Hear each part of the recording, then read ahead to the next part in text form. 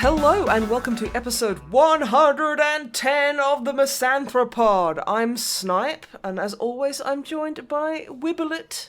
Just a little bit. Say hello. Hello. And I'm also joined by drummer Matt Piscow. Say hello. No. Why? I don't like my new name. But everyone loves Piscow. Okay, hi then. How are you lovely gentlemen doing? This is that peer press I've heard about. Yeah, you do realise that by the time this comes out, like, people will have probably forgotten about Piss Cow. Oh, is it actually a thing? Yeah, it's Minecraft, like, you know how they have mushrooms? Mm-hmm. Where they have the cows that are red that have mushrooms on them. There's a new one called Moo Blooms that are just piss yellow, and they have yellow flowers on them, and bees follow them around, and I love Piss Cow. And just before we were due to be on Warp Time Radio, that was the trending thing, so we all had Piss Cow on the mind all the way through that. Yeah. Yeah, I promised them that I'd sneak that in the MisanthroPod, which I did brilliantly. Yeah, very subtle, very subtle. Thank you. Subtlety is one of my multiple mini names. Mini name. Oh, I like mini names. Yeah. It's like they're like baby names, but not for babies because they get enough already. Honestly, I'm okay, by the way. Oh, good. I'm glad. Matt, are you okay? Yeah, I'm good. I suppose I should ask Snipe as well. I mean, you really wanna? Contractually, you are obligated. Yeah. Don't know if I want to answer now.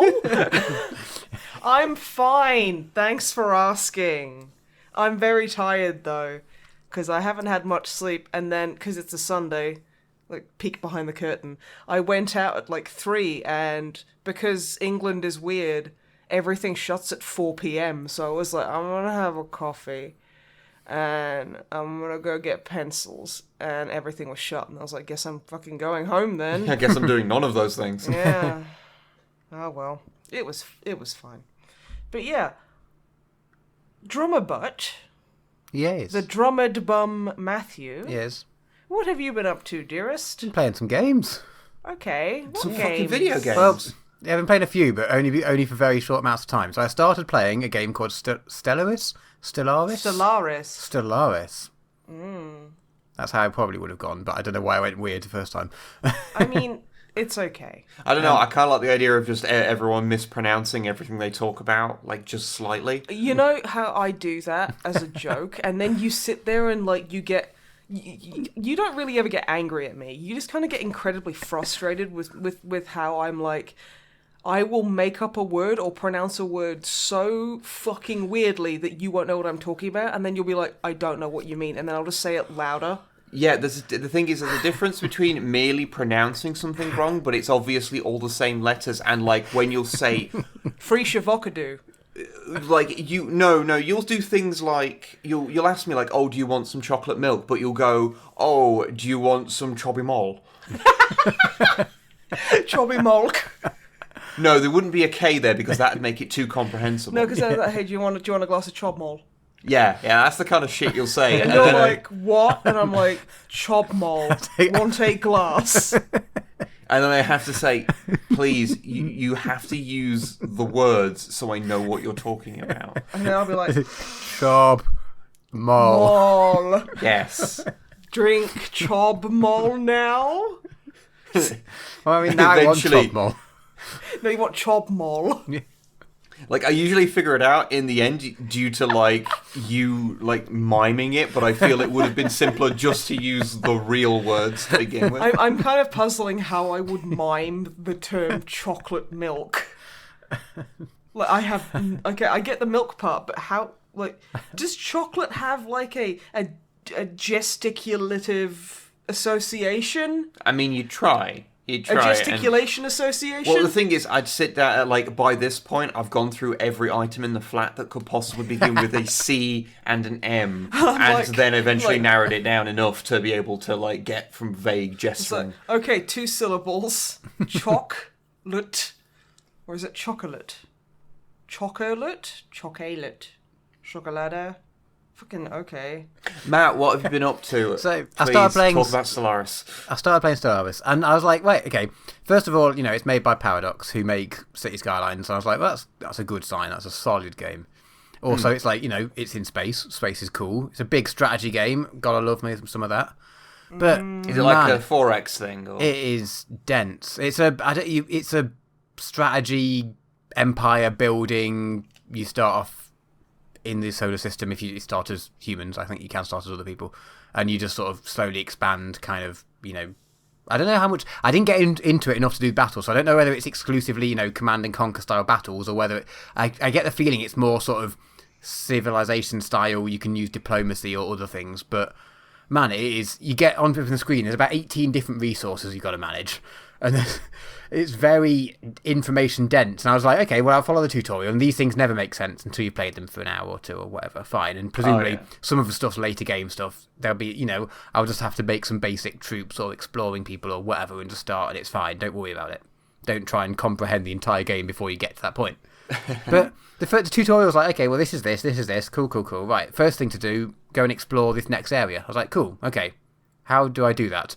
And I spent about 20 minutes trying to work out what the tutorial was asking me to do before I just ended up giving up, and I haven't played it since. So you just gave up and had a nice cool glass of Chobby Mol. I did. Yeah. It should be a game that I would love, and I'm sure if I ever have more time and get back, try and do it again. But I don't know if I was missing something really obvious. But I could just not find out what the tutorial was trying to tell me. And I was like, if I'm this stuck on the tutorial, I've got no chance. But you know what's going to happen? Someone's going to email in and just be like, oh yeah, I really like Stellaris. I like this one button that you press that makes the game playable or whatever. And they're just going to offhandedly mention it, and you're going to be like, okay. Either that or it might not even be like I'm fully accepting of I was just being a complete idiot. But it's very busy and there's a lot of stuff going on. And I just couldn't get over that initial hump, and I feel like it's exactly the sort of game that I would love if I could. Games like that have a kind of deep systems in them. They do have that problem that what makes them super addictive to people that get into them makes them impenetrable to people that are not already willing to commit the time to learning their system. And that's entirely valid. It's a similar comparison to music. Some albums you listen to and it's like, oh yeah, this is a great album, and then you get bored of it after the third listen. Some you're like, well, I'm not sure about this, and then you listen to it over and over again, and eventually it becomes one of your favourite albums because there's so much complexity to it. And I'm not saying that all the music I like is complex. I'm not trying to be fancy, but sometimes that's what you need. So I'm sure this game, if you get into it, could be excellent. But I played for 38 minutes according to Steam. I've just looked now, and I just couldn't get through basically the first bit of the tutorial. Dude, I totally understand that kind of stuff. It's the first time I played Metal Gear Solid, I was 9 or 8 or 9 years old. I was a little babu snipe, and I couldn't figure out how to get out of the first area, and then I got really mad at it and I put it down. I didn't pick it up again until I was 13, and it's one of my favorite games of all time.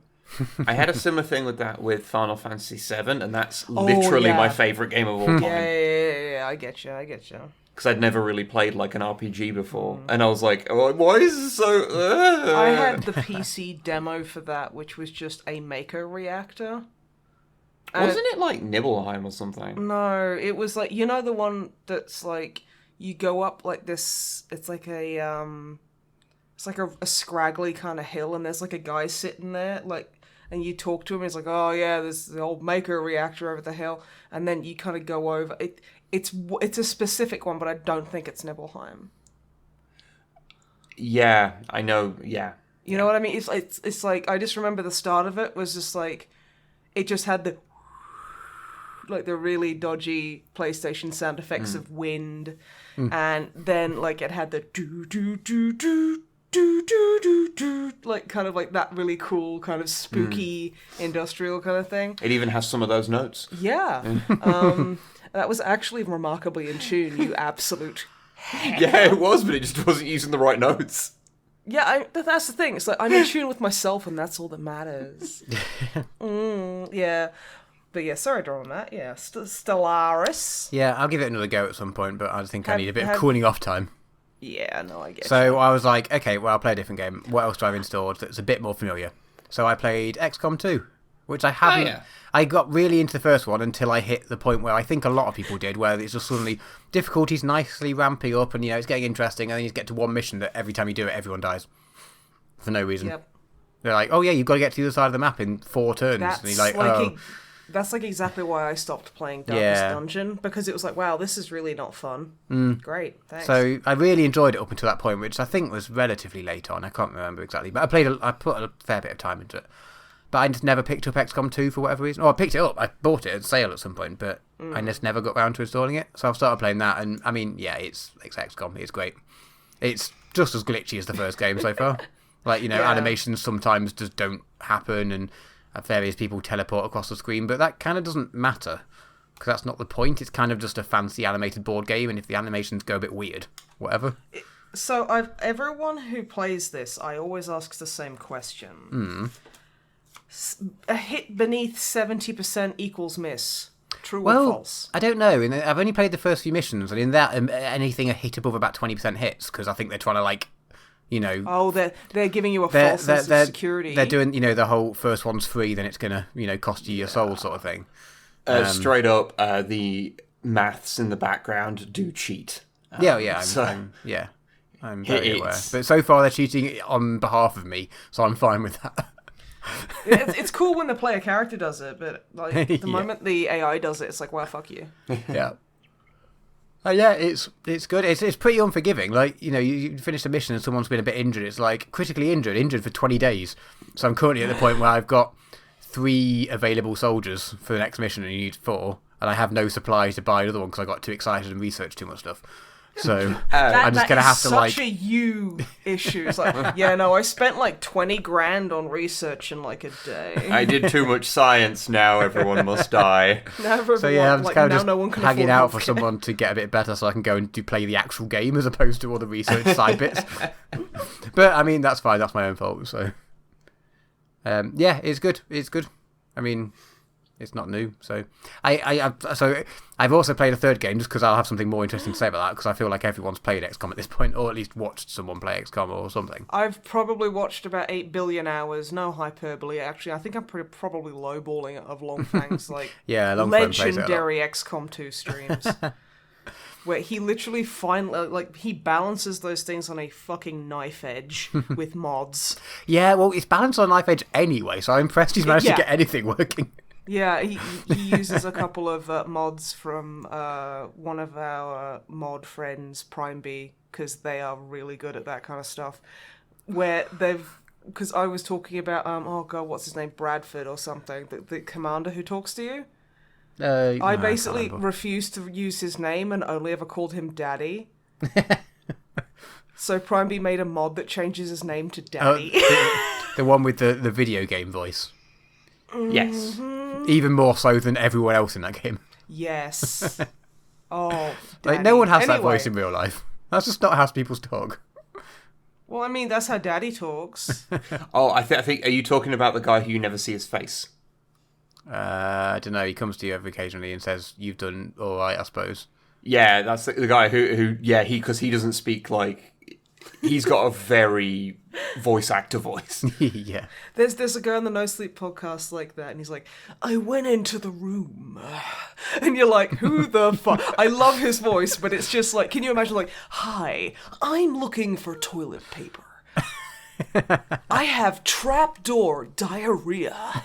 And it's just like, sir, don't you open that trapdoor. Apologies for the sound effect, everyone listening. Oh no, I'm just glad I don't have my hearing aids in, so I couldn't hear it properly. I don't know. I think one of us imitating fecal matter slamming into the bowl of a toilet is probably raising the.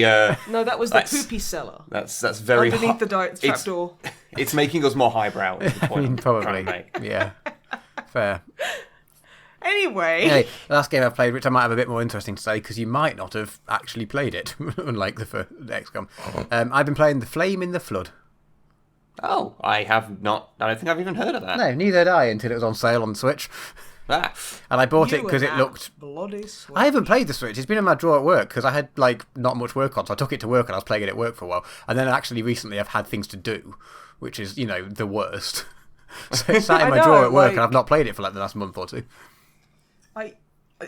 That fucking boggles my mind, dude. I mean, because I work from home anyway, it's kind of like, oh yeah, let me just tab out and look at, I don't know, pornography for 20 minutes or something. That's just something I can do during my work day. So, hearing other people having to go, oh yeah, I took my Switch to work, and I'm like, that feels weird. Part of my job is literally watching paint dry. That is pretty gotta awesome. do something. Anyway, The Flame in the Flood. Just watch pornography like every other normal person. Apart from people who don't like pornography, which is also completely normal. Yeah. Flame in the Flood is a game. You start off, and first thing that happens in the game is that a dog comes to you. So can you pet the downside of the game, I was going to get to this later, because this is my big obvious criticism, is that you can't pet the dog, because... Okay, then literally refund it. That's garbage. I know. I was very tempted. But the game is good enough to get me through that.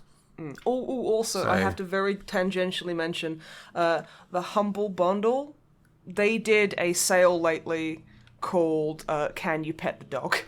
Excellent. And it's like, Nice. oh, you can pet the dog. So there was all these games where there are dogs in it that you can pet, and I'm like, this is the kind of content I am here for. That is, yes, excellent. But yeah, you can't pet the dog. You can't pet the dog. No. You start off on a dog. You're somewhere in the States. I don't know, in a mountainousy bit, and there's been some sort of apocalypse, and everything's flooded. So there's lost a few islands, and you're on a raft, and you're basically going down this what is now a river, hopping by islands, and it's, when you start describing it, it sounds very generic. It's like a survival, crafting, keyword, buzzword, hashtag kind of game. You say that to someone who's dumped maybe 400 or 500 hours into the long dark. Yeah, but it's that sort of get thing. It. But it's very pretty, and it's got quite... Yeah, it's so far... I played it first, and I assumed it, just from the art, because it's beautiful, and I assumed it was one of those sort of storytelling, not walking simulator game, but one that's it's got a linear story and you're finding out things as you go. So I started off on this, and then, spoilers, it's not that. I got in 4 days, it's got a little distance travelled down the river you go in a number of days, and it got to the third day, and I just died because I just got mauled by a boar. And I was just like... It can happen. What? And I was genuinely quite sad, because I was like, oh... my character died. And then it dawned on me that it's a roguelike type thing, and you're meant to just it's a bit random. I don't know how procedural the river and the things are. It might be the same places with different things spawning there each time, I'm not sure. But it's one of those where you're meant to keep playing it and get better, and it's a little bit of the look of what you find and that sort of thing. I was like, oh, we're trying to see how far we get when we die, rather than we're trying to get to the end of this nice story and find out what happens sort of thing. And I assume there is the end of a story. But oh my goodness! Sorry, I've just looked up some screenshots, and that is fucking it's beautiful, gorgeous. right? It's it looks like a sunset. It's beautiful. It's not always because day-night cycles, but it's just, I don't know. It's just nice and warm, and your character's quite nice, and you've got a dog, and you can make your dog carry stuff for you in its little pockets, and when you on the game over screen, you've got it's it's quite appropriate for Halloween month or whatever. It's got the dog comes, it's a skeleton, and the dog's coming from I think the dog comes from your previous character, who's now a skeleton, to come and greet your new character. But it's got an adorable dog that sat by this adorable skeleton. I was like, it's the first time you play, I'm like, what on earth is happening? But I'm like, oh, I guess that's my previous character, I suppose. I don't know. But yeah, it's a fun game. I didn't realise it was a roguelike type game until finishing the first run. Influenced how I was playing it, because I was trying to be quite careful and hoard things a bit and not use them, because I was like, this might be important later, in Long Dark type thing, which I know is sort of you trying to survive, but you are trying to last quite a long time. It's a similar thing, but yeah. Whereas this, I think it's you get items and you use them while you can to get yourself in the best. And you've got hunger and thirst, and you can pick up water, but it's polluted, so you have to filter it and make traps, and crafting is quite big, but not in an annoying way somehow. I don't know. It's very good. I've done a few runs and I've got a bit further down the river each time, and you can upgrade your raft so you can actually steer the fucker, because the raft you're just trying to steer with like a stick and it just doesn't handle. And every time you crash into something, you lose some raft health. And last time I died because I just kept getting wedged onto islands because you can't steer it, but you can upgrade it. And yeah, it's a satisfying little game. I think it's relatively old, probably. Oh, and the soundtrack is beautiful. It's done by Chuck Reagan, a folk punk, slightly country American musician. I am listening. So I know of him because he toured with Frank Turner back in 2010, I think was the tour that he supported. Oh yeah, like just a couple of years ago. Just a few years ago. Wait, hang on. Yeah, Don't think about it. So I knew of him then, and he did the soundtrack to it, and it's like a really beautiful, like guitar-y. I think there's a little bit of like slide guitar, and it's a satisfying soundtrack. I will say, if you want really beautiful soundtracks, I don't know about the game Bastion, but the soundtrack is beautiful. I downloaded that on a tablet years and years ago. I don't think it's the kind of game that I'd enjoy, but I love the soundtrack so much. Yeah, I couldn't get into it, but I think it was because I was playing on a tablet, and like, unless you're playing like Candy Crush, games on tablets aren't the best, really. I don't know. It's hard to get immersed. I think if you're playing like a quick, 2-minute game or 5-minute game, fine, or like you do on your phone. Apart from Pokemon, obviously that's not a 5-minute game. Yeah. But like basically phone games, fine, I'm not going to have anything against them, but they're more suited for, quick bursts. Whereas I think Bastion is better while if you you're get on the bus. Yeah, and I think Bastion you have to get into, and I couldn't quite get into it on a tablet. And then I was like, I don't want to buy it on PC because I already own it somewhere. But I think it's on an Android tablet, which I haven't owned for years. So I don't physically own it, but I've already paid for it, so I don't want to get it again. There is a license to the game that exists, even if it is purely metaphysical at this point. Not how things work nowadays, but it's how theoretical game ownership. Oh, yeah. See, if I say it slower, it makes me sound smarter. Bethesda would not make any money if you couldn't resell the game on every single platform. I was informed yesterday that they literally sell, completely stone-faced, they sell Skyrim VR candles. Wait, what? They sell, you know how, like, you get those shitty fucking things in game that, like, there's that certain type of, like, college boy who will think Mortal Kombat candles make him look cultured?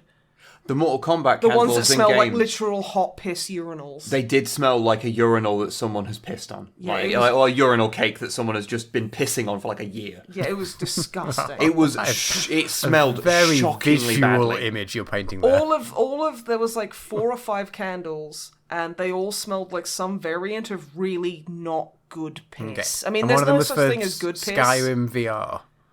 No, like you know that kind of thing where they sell candles related to video games. Yeah. Yeah, they sell because they've released Skyrim VR, which is apparently quite good. Yeah, I'm sure it probably is.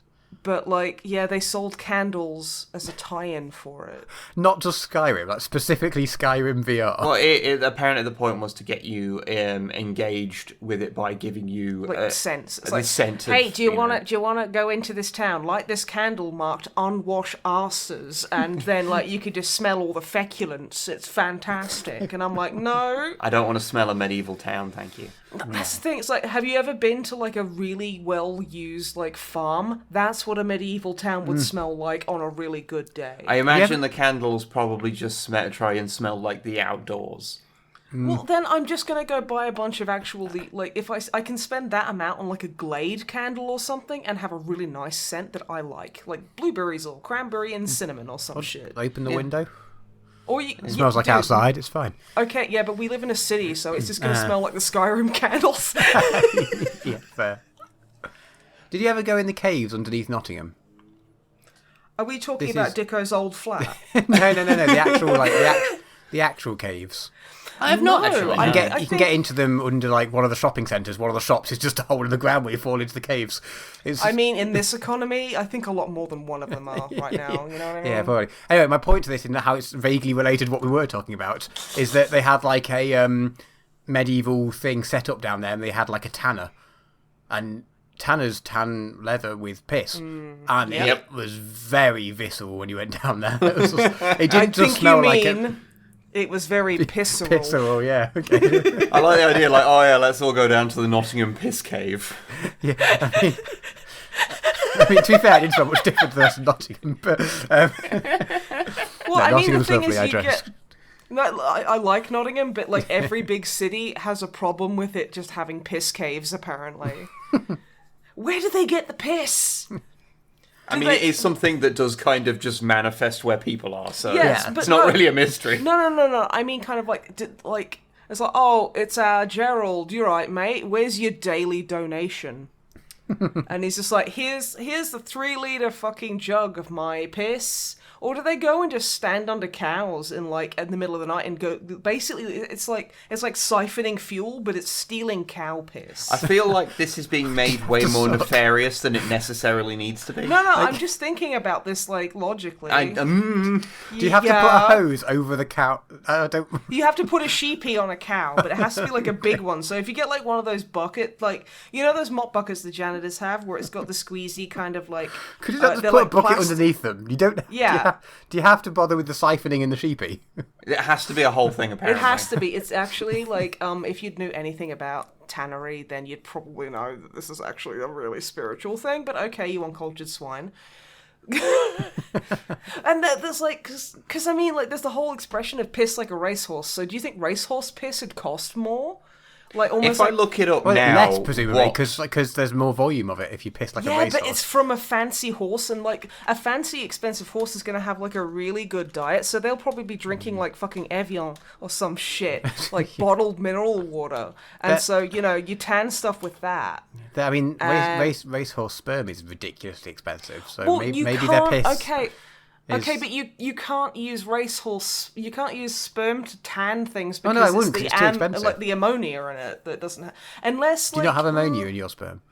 I mean, not today. No, but now I'm feeling kind of like I'm feeling a little bit self-conscious. So anyway, okay. By the way, at least originally. Well, for a while, it was the piss of poor people. They would sell their piss, and that's where the term piss poor comes from. You see, I could sell my pee, but I choose not to because Craigslist is a scary place. But and I know it's not going to be used for tanning. We don't really have Craigslist here anyway. No, I mean, the thing is, like pro gamer girl, like 100% British, don't tell, like pee for your leather. There was actually a thing, unfortunately, that quick Google search meant that I have already learned more about piss and leather than I want to know, so I did see a thing where there was like, oh yes, this special type of leather where they only used the piss of young girls, and I'm like, that is fucked up on, levels I wasn't aware of. That's like people drinking Cleopatra's bath milk just so they could stay young or fucking whatever. It is so yes, it's like, okay. Let's just say I have a nice leather jacket. But it's not tanned. So I don't know why I've turned it into a jacket first. It seems a bit out of order, but you know what? That's not what matters. Let's not dwell on it. I could just go,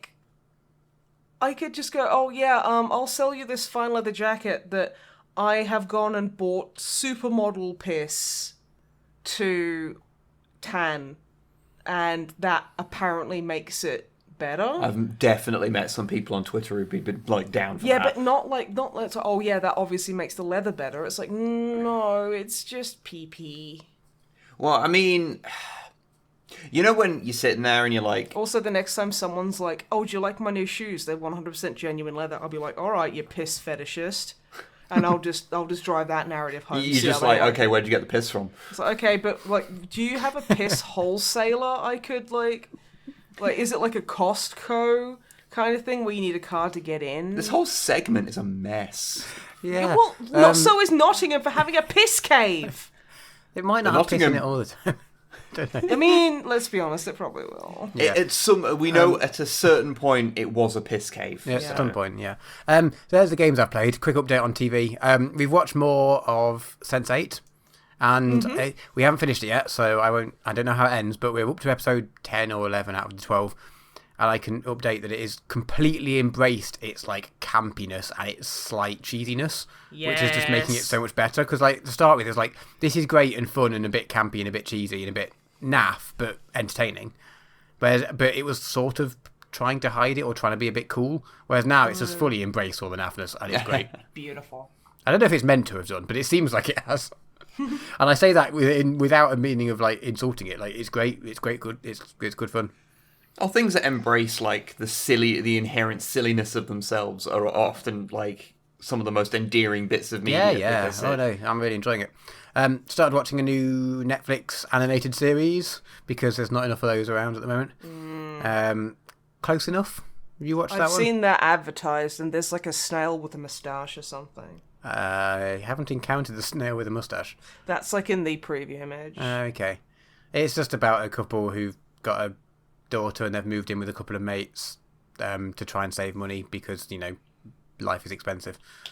But it's kind of just about them, but it's fine. It's quite entertaining. It's entertaining enough that I'm not going to stop watching it. It's very Netflix animated series in it, so it's a bit shouty and a bit random, but it just about stays on the line of like entertaining and not annoying. So it's got what's the actor's name? He plays Pimento in Brooklyn Nine-Nine. Oh, Jason.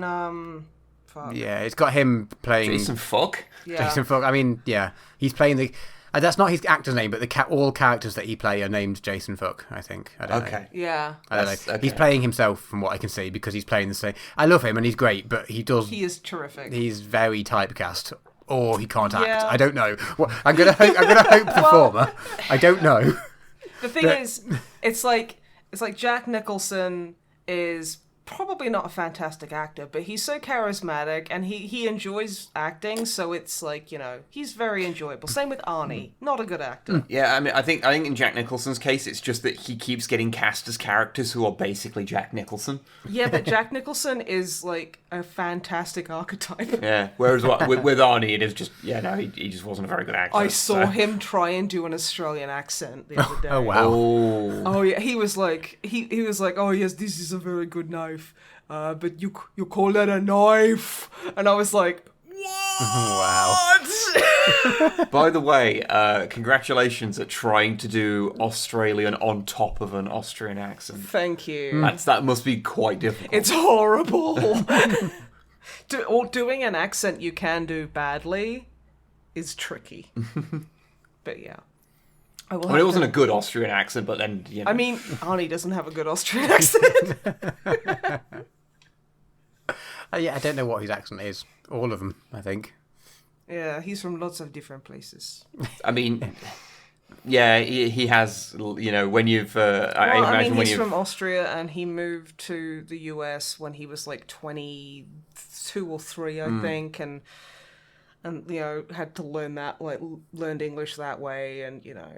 So. Oh yeah, no, I mean, I still love his fucking voice. It's fantastic. Oh yeah, no, it's great. You know what's so cute? I follow him on on Twitter and Instagram, and he is like such a cute old granddad. Did you see that he bought a pipe off someone? Yeah, that was like that they made off his head. Yeah, someone made a pipe carved as Arnie's face or whole head. Yeah, wasn't it like the Terminator 2 thing where he's got the eye visible or something, and he's just like, because the guy posted it on Reddit, like, oh, I made this thing, because Arnie's an active Reddit user. Yeah, and he just comes and goes, that is very nice, I want to buy He's like, it. I need that. Like, okay, yeah, and he was like, right. How much do you want for it? And he was like, oh, sir, I don't want anything, I'll just send it to you. And he was like, okay, I'll send you like a care package of like, you know, I'll sign a couple of his face, and basically. send you some stuff. Yeah, and it's just like, that's awesome. This was just an exchange of items that represent Arnold Schwarzenegger's face, and one of the people involved was Arnold Schwarzenegger. Yeah. It is a bizarre transaction, however you look at it. Want that to happen yes, to you. but I'm also so fucking jealous because I love Arnie. And I'll draw a bad picture of Arnie on the back of a post-it note and be like, Arnie, do you want it? And he'll be like, no. Can I smoke it? Can I smoke it? That was his question for the pipe, presumably. yeah, but he's not like he didn't like grind up the pipe and smoke it. He used it as a piece of smoking paraphernalia. That would be a power move, though, to like smoke your own head. To smoke your own pipe that's your own head. You know, I don't know what you achieve, but yeah, that's fine. Well, I mean, I don't think it'd be very good for you. Can you imagine, like, Arnie being rushed into, like, A&E, and it's like, oh no, what happened? He smoked a ground-up version of his own head. And they're like, I don't think there's any medical precedent for that. And it'll be called Schwarzenegger syndrome. Whatever happens to you after that, like... Oh, you live, so you know, like there's quite a high rate of being back. Alright, so Close Enough is fine. If you want a very Netflix animated series, it's another one to, content. I will say it's very rare for Drama Matt to just go anyway after I've said something terrible. So. Yeah, that's usually my job. Yeah. Yeah, that's me done. Oh, okay. Okay. Well, I mean, that's what I've done, and also a large segment of what I've not done. Fair. So, Wibbelit. Hi. What have you been up to? I'm just enjoying the fact that every time I pause, everyone has it in their head of me going just a little bit. Yes, that is true. What have you been up to, sweetie, darling? I've done a few bits and pieces, actually. I mentioned it in the last podcast. I played a shitload more of Convoy and actually kind of got into it. We got a nice. Big Convoy. Convoy. Can I request we have, like, knockoff Convoy music throughout this whole segment? No, that's not happening. It's a convoy on the road. There's a convoy. And it's driving down the road. There's a convoy. So, I have been playing Convoy. I actually finally got into it. Took me a bit, like, because I talked about it last time, how it was kind of confusing and, like, overwhelming, like, to initially get into. But once you do get past that, then it actually becomes quite a lot easier. I managed to, I beat the game, relatively easily on easy mode, and since it's, heavily influenced by FTL, that doesn't mean that that's necessarily, an inconsequential thing to do. Yeah, it's not easy. But once you're kind of used to it, you can beat it pretty reliably on that. And I started trying to play it on medium, which initially was impossible until I realized that when you play it on easy, the game has no reason to train you to do two things. One of which is to always focus fire on one thing and destroy it before moving on to another one. Which you absolutely have to do, because otherwise you take too much punishment. And that also you have to use the roads. Because you don't really have to bother on easy. You can just, it's slower to not use them, but you can travel in straight lines. So it works out about the same. And it feels like you use about the same fuel, so whatever. But you realise when you play it on medium that no, you do actually use a lot less fuel using the roads. So if you're playing Convoy for the first time, use the roads. The game won't train you to do that. If you're in a convoy, avoid off-roading. Yeah. It's like Mad Max, so, so yeah, once I kind of got used to that, then I was able to beat it relatively easy on medium as well, because the only real difference is that you get less items, and the random encounters you'll have of fights ramp up in difficulty quicker. That's the only real difference, as the game gets harder. But I played must be 20 hours of it. There is an end point to this. You do win the game if you get to the end. Oh yeah, you get like FTL. Yeah, there's a big boss at the end. Yeah, okay, cool. And it's similar to FTL. Because it broke last time you did it. Yeah, I remember. Yeah, and it has a multi-stage kind of thing where you have to defeat multiple things. Then it opens up an extra thing, and it's a whole thing. Yeah. But yeah, it's basically what I'll say is a final thing. It's definitely worth playing if you're into that type of game. It has a few weird arbitrary rules that take a bit to get used to, but it doesn't have anywhere near the depth of FTL. So it's not a game that you could sit there, I feel anyway, and could play for like 100 hours and still be enjoying the challenge. Yeah. It's more of a thing like I've played it for like 20 hours. I've beaten it on normal and on easy and medium, and I might have a shot at hard, but like it would purely be out of curiosity. Because I think because there's not that many weapons and different experiences in the game, so I'm just like, But it's good. But yeah, it's just a bit limited for a roguelike style game, if you know what I mean. Which is, as I say, I played it for 20 hours, so if whatever price it happens to be when you listen to this, if that's worth it for you, then yeah, go for it. I have also played multiple other video games. Ooh. Stop fucking flexing on us. Gosh darn. I tried playing a bit of Railway Empire, which is sort of like the old Railroad Tycoon games. Yeah, I saw a advert for this, or I think it might have been free on Epic Game Store, but then someone told me about it and I didn't check, and then I checked. Yeah, it was that's how expired. we ended up with it. Yeah, I mean, I played it on Steam, so. Then I don't know how we ended up with it. If someone bought it for us, thank you very much. I don't remember. Also, not us. It's web. It was for me, yeah. Yeah, Snipe. No one's buying you train games. Thank you. Very grateful. Yeah, I bought you this. You now have an obligation to play it because I bought it you. Oh. You would be surprised how many people actually basically said that to us back when we just did Snipe and Web Play. Oh, yeah. It's like, oh yeah, I bought this for you. I'm not being rude, but when are you gonna like play it for a video? And it's like, wow, fuck off. But the vast majority of people never did that. Yeah, just to be clear. that was more people than you'd think, but less than Yeah, it's a whole thing. But anyway, Railway Empire.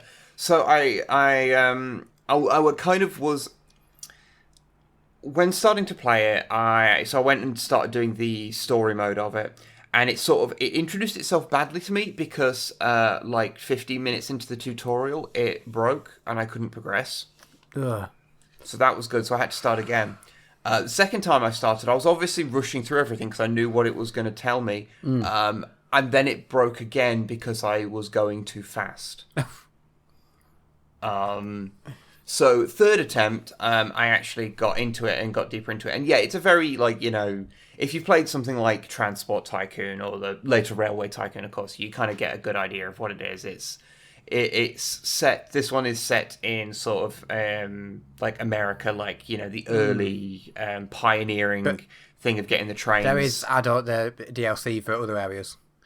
Oh, so right. You can do in early steam engines in the United Kingdom and whatnot, and I think Europe, and I think basically everywhere. It looked like I was scrolling through the DLC being like, you could basically, wherever you live, you could just play the game there, which is quite cool. The problem with the game is, though, that it's an interesting one. So you know how like old games, like old Tycoon games, tended to have the problem of having a lot of depth in them, and it was presented all the information was presented fairly dryly, so it took a while to kind of get used to. And the problem with some more modern ones is that they simplify that process to a point where it feels like even games that weren't designed for it were designed to play on mobile devices. Mm-hmm. So like the UI becomes very basic and you lose a lot of that depth. Railway Empire is an interesting mix where it manages to do both of those things at the same time. That's not great. Of being oversimplified yet incomprehensible. That's what you said about me when you proposed.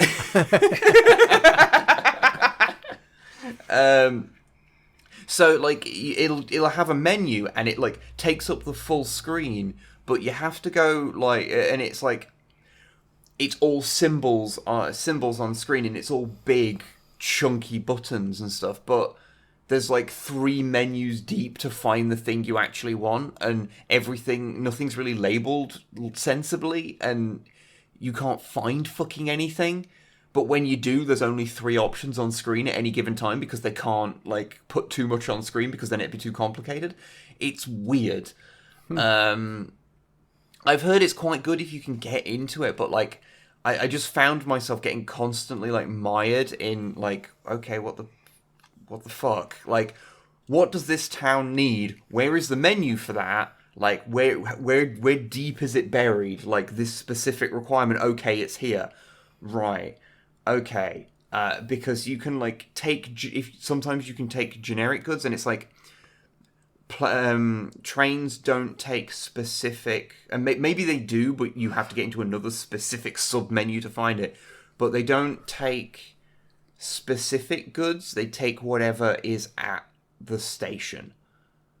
Right. So you can't say set up a train to a town set up 2 trains to the same town and have one that is purely for taking livestock there and one that is purely for passengers. Ooh, like you get to ride the sheep train. No, is that a euphemism? No, because it just takes whatever it needs to, and that does mean that if it's only going to like a farm, then it's it won't bother taking passengers there. You're right. When the red river is flowing, take the sheep train home. Sorry, I just that popped into my head, and I was like, well, that's ruined my fucking day. Terrific. Okay. I must share the agony. But yeah, so it doesn't like... So for the most part, that will work fine, but it means that, say if you want to have a cargo train go to multiple towns, then it starts to get you have to like it gets really micromanagey to like make it do what you want. It's just... It's a game that has managed to create unnecessary complexity by trying to simplify things, I think. I'm going to go back to it and try it out a bit more to see if I can kind of get my head around it. But as it stands, I was kind of playing it and going like, I kind of just want to play Transport Tycoon Deluxe. I mean, admittedly, that happens when I play a lot of video games. That happens when you wake up in the morning. That happens when, you're brushing your teeth. I do like me some Transport Tycoon Deluxe, even if I am not very good at it. It doesn't matter if you're any good at it. If you enjoy it, you enjoy it. I also played earlier today. I booted up a game called Sanctum 2. Now, if you're not familiar with the Sanctum series, it is a combination tower defense first-person shooter. So you play from a first-person perspective. You build towers and obstacles for waves of enemies to protect a point. And I got really into Sanctum 1. It is technically a multiplayer game, but I don't think I ever played it like that. I just play it on my own, just building like a maze for things to walk through and have them be shot. Yeah, it wasn't like a super expensive like production, so it's fairly basic in places, but I enjoyed the first one a fair bit, and I've had the second one for a while. This was one that someone bought for us. I'm not 100% sure who did it, but it was a while ago, so I'm sorry it took a while to get to. But yeah, I thought, I'll actually finally give that a go. So I booted it up, and I was like, I don't remember Sanctum 1 feeling this janky, but it was a long time ago that I played it. And I was like, so it expanded on a lot of stuff from the previous game. Like, you could, because previously everything was set on a grid where everything was made of cubes. Like, it was you put down a cube and then you turned that cube into a gun of whatever variety you wanted to. Like, it was like a wall, and you could either put some guns were built into the wall, some were built on top of it, And this one is more, you build these little, like, what's kind of the word? Like, it's you build little round things, and they kind of go on the floor, and they're nowhere near as tall, and the guns just go on top of them, and they can connect at angles and things, so you can make slightly different shapes to feed things through. Lego. It is not Lego, no. Oh. And you have multiple characters you can pick from. It has like a perk system. It has a story, although it's conveyed by like comic panels on the loading screen. So very quickly, they're not like animated like motion comics or anything. So you very quickly stop caring because it's very boring.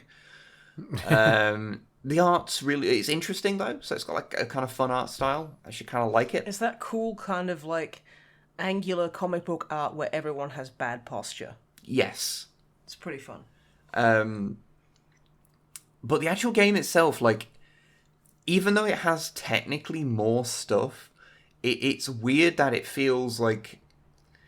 It feels both kind of restrictive, but also everything's just a bit janky. Like, nothing feels good. Like, shooting the guns doesn't feel right. Like, it's one of those ones that's really hard to quantify, where you just go, nothing... It just doesn't feel like a finished game. Like, when you play it. It feels like everything needs, like, a good couple of months of tweaking to, like, be enjoyable. And so I played, like, an hour or so of that, and I was like, I like this in principle, but, like, what's wrong with it? It doesn't help that, like, from the off, it's already doing the really annoying... Like, the levels from the first game that were kind of more annoying, the ones where you have, like, multiple entry points, so you have to try and, like, make a maze that leads around to 2 points. And it, like, starts off with a bunch of levels that are, like, particularly annoying versions of that. And you're just like, oh, okay, you're not going to allow me to, like, get used to the game on my own sort of grounds. You're going to, like, force me to do it in a way that is not fun. Okay, fine, that's a choice. Interesting choice. Yeah, like, basically, I think it's, like, the third level is, like, Actually, even the third level's, like, is still, like, a multiple entry point one, but the third level's, like, the one that I probably would have made the first level. Yeah. Yeah, it's a weird one. But I was playing it, and I was like, did the first game feel like this? Am I just misremembering it? Like, because it's quite a few years old now. I'm like, am I just, like, rose-colored glasses? So I went back and actually played, like, a level of Sanctum 1, and I was like, no, Sanctum 1 just felt better. Like, this felt like a finished video game, just a cheap one. So yeah, that was a weird... it was just a weird thing, because I was just like, why don't I like this? And it's like, oh no, it's just bad. It's just a bad video game. That's why I didn't like it. Okay. But, I mean, you gave it a try. Yeah, I gave it a shot. I don't know if I'll go back and try more, because yeah, it just wasn't good. There is a lot more to it, so... It feels like maybe they got a little bit too ambitious and spread themselves a bit too thin. I think you might be right there, honestly. Because, like, there's a lot of potential. Yeah, because there wasn't that much to Sanctum 1. There wasn't that many levels, so you could, like... The levels lasted quite a while, so it wasn't like you could beat it in an hour or whatever, but... you know, there was a lot less to it, whereas, yeah... there's already seems to be a shitload more levels... in Sanctum 2, but just they're not as fun as the Sanctum 1 levels, so I mean, I guess that's not so great. In terms of things that I have been watching, I've carried on watching SeaQuest, which I've been continuing to actually really enjoy, honestly. Give me $10. It's been a genuinely kind of endearing, like, show, because it just doesn't take itself that seriously, so despite being just a knockoff Star Trek The Next Generation, but everything's a bit wet. And there's a talking dolphin who now has a vague understanding of capitalism, which is deeply upsetting. Yeah, someone taught the dolphin about money, and so right at the end of an episode, the captain's like, oh, Darwin, can you go and get that rope for me? And he's like, give me $10. And he's like, what? Like, give me $10. Like, who taught you about money? He's like, Lucas. He's like, I'll go do it myself. My favourite part that you told me was, like, he's talking to Lucas, and he's, like, explaining money to the dolphin, and he's like, oh yeah, you know, money, it's like, one fish is like $1. And then, you know, so then you do work and you get $1 or a fish. And he's like, what is work? And he's like, oh, you know, when you helped us move all that equipment the other day, like, you know, like from thingy to thingy, that's work. And the dolphin's like, that sucks, and swims off. And I'm like, oh, you go, you little wet shit. Oh, I love you. I wish more of the show was people wondering where Darwin picked up language from. It's like, who taught you that? Yeah. Work sucks. And then he just swims off. Oh, I love him. So, They also added there's another character who's fantastic, who's called Dagwood. a Dagwood in Australia, when I was growing up, was another word for corn dog. What? Oh. Okay. So Why do they call it corn dogs? There's no corn. America is built on lies. I mean, it's not got a dog in it either, but Well, I mean... Is it not It wrapped was- in like a cornbread thing? Is that not it is, yeah. It is, yeah. Oh shit, is that what that is? Yeah. Fuck, I'm a slut for cornbread. Okay. I didn't know. Well, it's a corn-based batter Like a thing. I mean, I assume it's it's like corn-based Oh. sugar or something. I assume it's mostly sugar. Corn-based batter, so that's probably why it tastes so amazing. Was it like the other day, Subway can't legally call their bread because it has too much sugar in it. It's say legally that. classed as confectionery, which means that hi, would you like would you like some meatball confectionery? Would you like meatball cake? I literally, like, the day that came out, I actually had a Subway because I couldn't get a meal deal anywhere. And I was eating it and I was like, yeah, this is really fucking sugary bread. What the hell? Why don't I just get a couple of fucking Victoria sponges and slap some fucking smoked ham in it? That actually sounds That sounds pretty pretty great. Yeah. But anyway, yeah. So yeah, SeaQuest, it has this interesting conceit between season 1 and season 2, where because they basically say that at the end of the first season, that's one military tour over. So the cast cycles out. So a bunch of the cast stay on because they've decided to, renew their Contract? their contract. It's not renewing contract when you're in the military. What the fuck is it called? I don't know. I don't care. Redeploy. But new people come on board as well, so that's kind of their explanation for why between seasons characters change out, which is actually that's kind of sensible. And in the second season they get there's a character because they introduce Gelfs, which are genetically engineered life forms, which of course people who are I was thinking of Dark Crystal Gelfs, and I was like, what? they're Gelflings. Fucking potato tomato. And if you're talking about Gelfs, I always think of Red Dwarf because their Gelf is like a thing in Red Dwarf. What is it in Red Dwarf? Genetically engineered life form. Sci-fi has 3 terms, I swear to God. But they're basically because they were stealing the whole eugenics wars thing from Star Trek. Mm-hmm. So yeah, and they have one who's one of the prototypes, and they call them daggers, which is their racial slur for them, because they were made for war, so they're just weapons. So that's the explanation for it. And he's like, oh, someone's like, oh, I don't, we don't want to call you a dagger. That's rude. And he's like, you can call me Dagwood. Like, why? Because it makes me laugh. He's just a big, simple guy. He's huge. He's like an Oberon kind of He's thing. adorable. Oh, isn't he one of Dom DeLuise's kids? Yeah, 2 of Dom DeLuise's children are Yeah. main cast members in season 2. Yeah, and anyone who isn't old as fuck, Dom DeLuise was a famous big dude comedian. Yeah, he's Back also in in the an day. episode.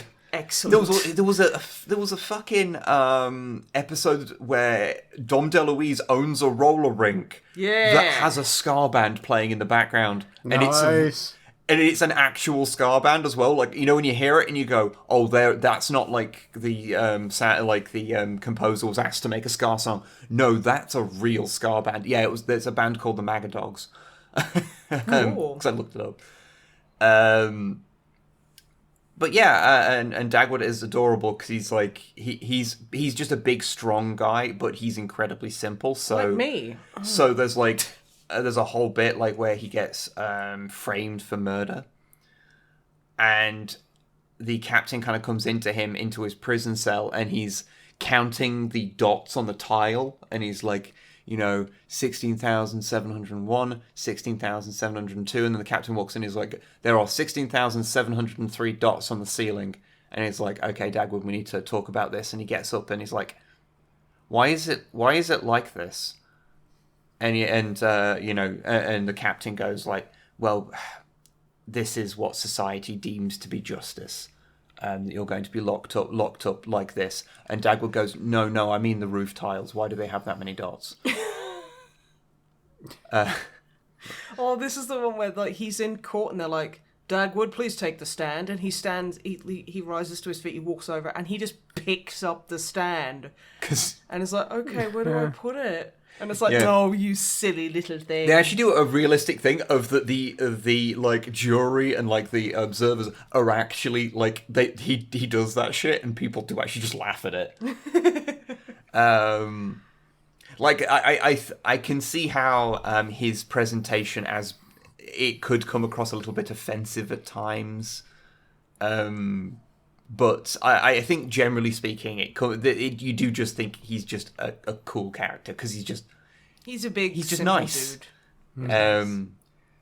But yeah, I'm continuing to enjoy that. I'm right at the end. I'm like a handful of episodes away from the end of season 2 now, and I hear there's big changes for season 3, and they're not good. So I'm gonna go in. I'll go into that, and that should be interesting.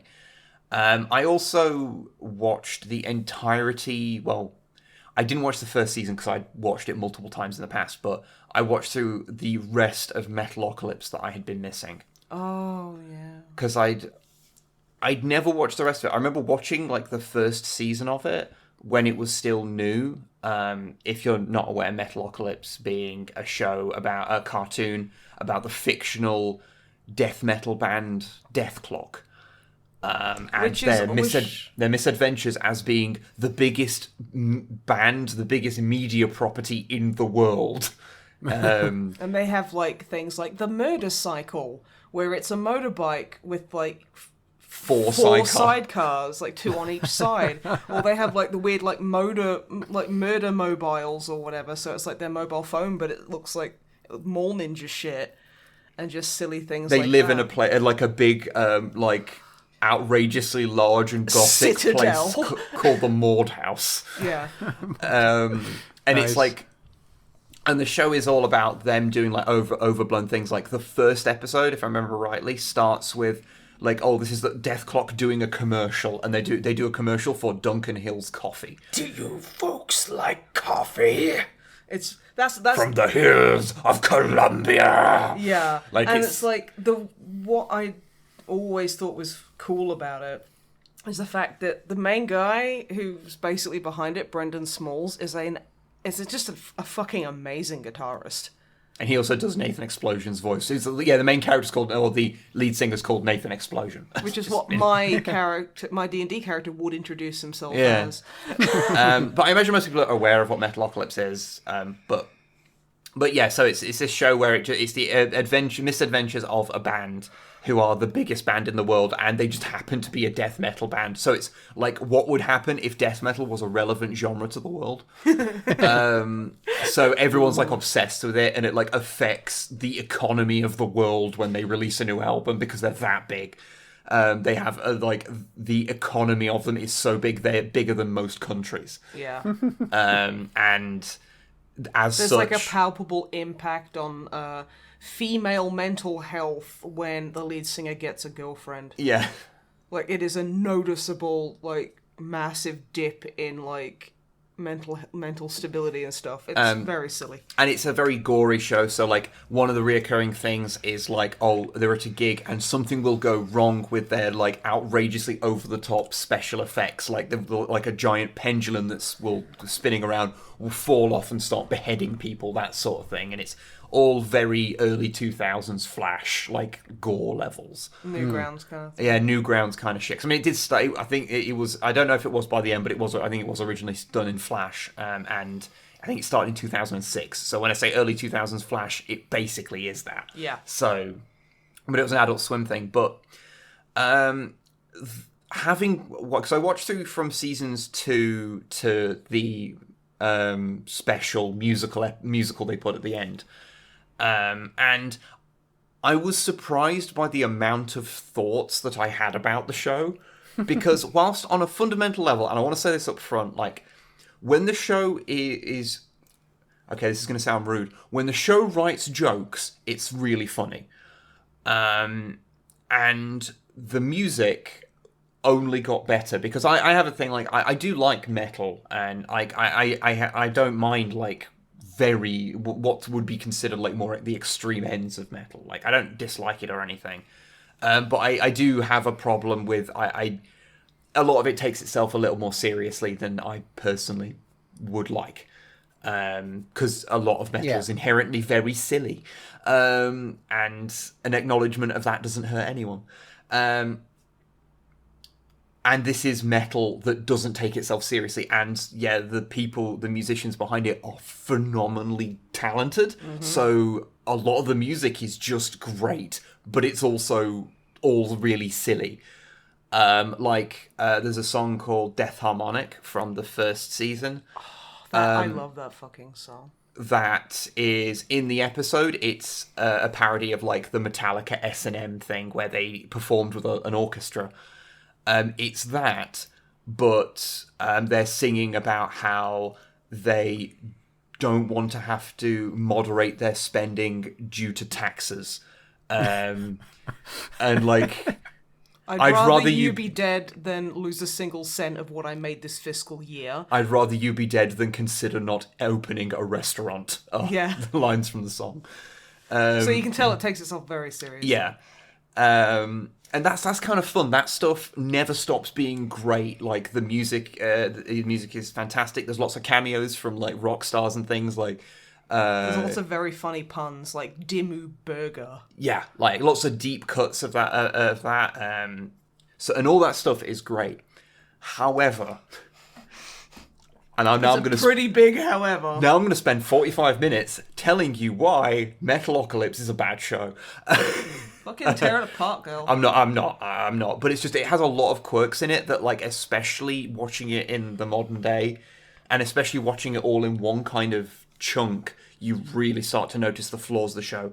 For one, the gore in the show, it feels like it became really arbitrary at a certain point. So, the fact that episodes would frequently end with, we build up to a show that is dealing with a certain problem, and then they'll perform the gig, and then an accident will happen that involves people dying in this Rube Goldberg-esque thing where, this falls off, which causes this to catch fire, which causes this to explode, which causes people to run away, which causes them to stampede, which causes them to kill people. And this just happens like over and over and over and over and over again. And honestly, by like season 4, the show would be better if you removed 90% of this stuff.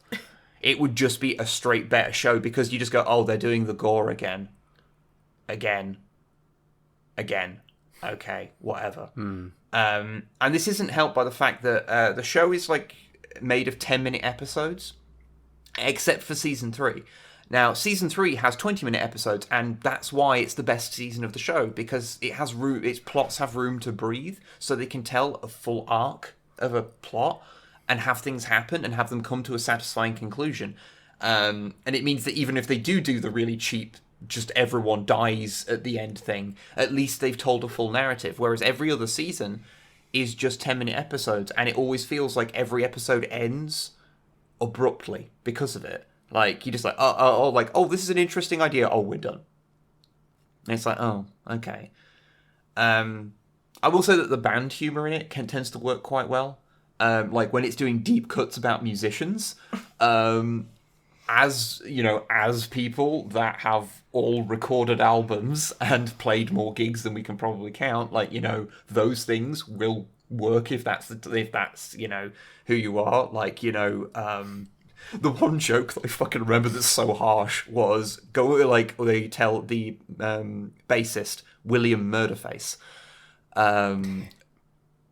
like he comes over and he's like talking to someone, and they want him to go away because he's very annoying, and they're like, "Will you go and just make like a bassist and be inaudible?" That is too mean. Especially when you're talking about metal mixers. Yeah, honestly, like a lot of them, it's just. Bass might not as well, but I mean, I think I'm talking from a place of immense privilege, being a ska bassist, where everyone has to hear you. Everyone has to hear me.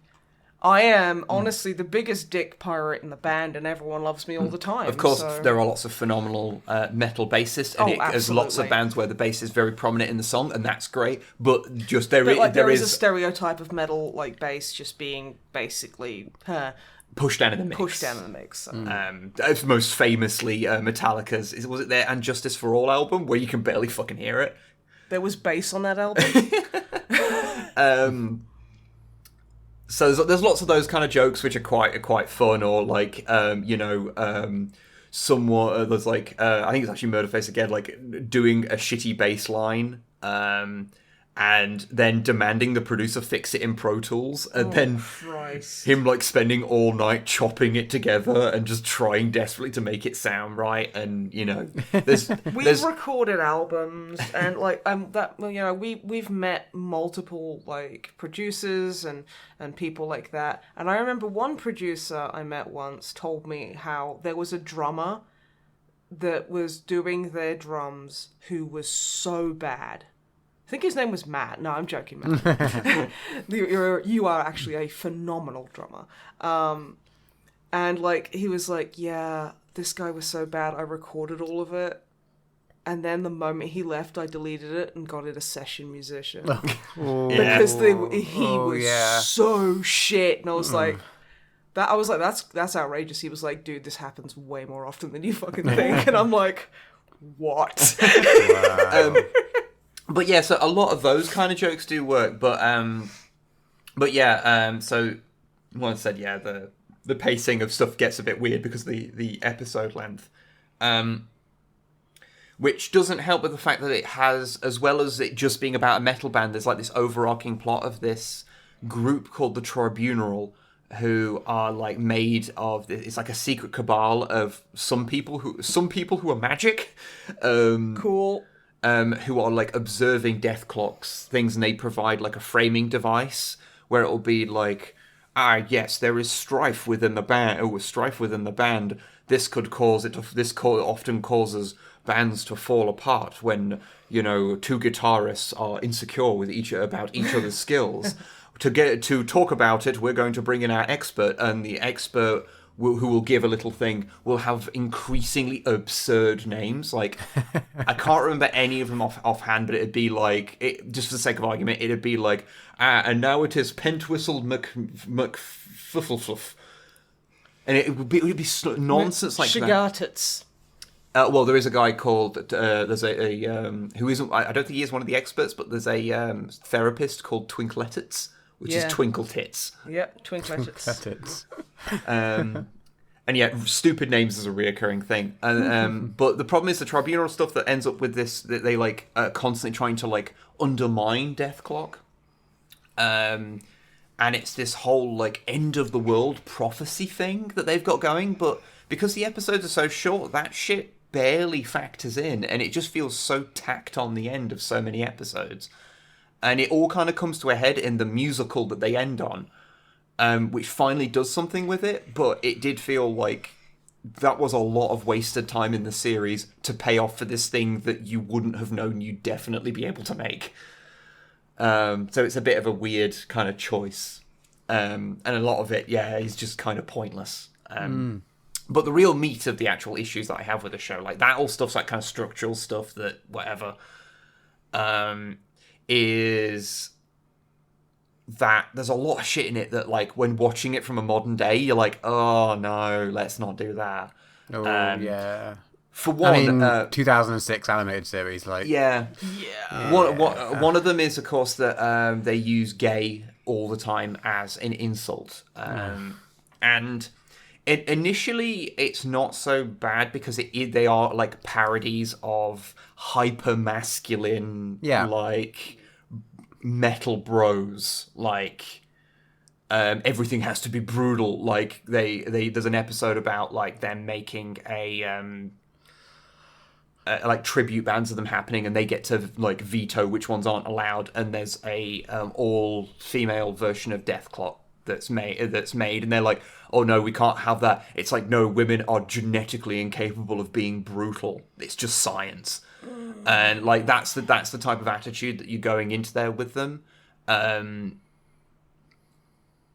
so it's a parody of that attitude. But the problem is, at a certain point, when you've called something gay so many times, it just becomes the show's word for weak and stupid, which ain't great. Yeah, like, not ideal. Yeah, it's one of those things, and like it's Is it Poe's law or something? No. Yeah, when something is Yeah. so close to what it's parodying, it becomes indistinguishable from the real thing. Yeah. And it's like, and you just like, and it was one of those where you go like, oh, well, I mean, you know, the age time it was like Venture Brothers had that problem as well, you know. Yeah. But Venture Brothers grew past it. And like I was saying, you know, it has that kind of like the whole, oh, women aren't able to be brutal. The problem is that that's like a funny joke, like showing that them being like narrow-minded shitheads, but at no point is that point like counteracted. Because the show doesn't have female characters. It takes until halfway through season 4 before there is a reoccurring female character that you are supposed to like appears. And then doesn't she like ruin everything inadvertently? Like Yeah, she's she like causes- the linchpin of like a big schism. She's the reason why the band splits up. Spoilers, by the way. But Oh, I don't think anyone's no, gonna yeah. be. The band kind of splits up for a bit, and it's because of her. And it's like, and it's one of those things where it's like, you know, it took like it's when I was noticing, and I was like, this is like just a bit shitty. Like the fact that there are like little side characters which, you know, could have been women or whatever, and it's not like I'm sitting there like going, oh, the show would be good if it just had female representation. It's like, no, but it's indicative of like some of the problems, because the show tries to parody elements of metal culture, and its hyper-masculinity is one of them, but it never actually earnestly tries to address it and like point out the problems like that. And one way of doing that would be to have any feminine perspective in the show at all, because it does kind of, you do sit there and you go, why do women just not exist in this universe? Because it's highlighted because every main character has a bad relationship with their mother. That's probably nothing. Like, I don't see how that could be indicative of any strange feelings towards every one of them. women. Like, there is episodes where all of their mothers come to visit them and they all just get drunk and they're all a negative influence on their lives. Yeah. And the only other women you see in the show, for the most part, are groupies. Mm-hmm. Which, yeah. Like, It's like, I don't believe that was done intentionally. no, this is the point. But it's also deeply concerning as a qualified armchair psychologist. And the thing is, when it deals with like topics, when it tries to deal with topics like that, it tends to do them so clumsily. Like, so there is an episode in which Murderface has to go to, it's a side point, but he has to go to a sexual harassment seminar to basically be told how not to be a dickhead. Now, the initial joke running into that part actually works, which is the expert they get in on sexual harassment in the workplace is really sexist, like, when he's describing stuff. So he's supposed to be an expert on it, and he's like, yes, dames often get trouble in the workplace, especially the hot ones, but even the ugly ones, like... I mean, that's, but that's kind of like, we've joke, all met that fucking person. Yeah, there is a joke there. It's that, you know, oh, this is a person, you know, who's supposed to be an expert on the situation, but is the most sexist character. Yeah. And then it goes into you see a bit of the actual seminar, but it comes down on that very weirdo reactionary viewpoint of like, to not get accused of sexual harassment, you should just not speak to or interact with your female co-workers at all. See, that's like, I'm sure they meant that as funny, but all that says to me is you actually need to learn how to behave around, like, female co-workers. It's like, oh god, you can't interact with anyone. It's like, not if you're interacting with them in a way that makes them that uncomfortable. And it's... So, like, why is that a joke?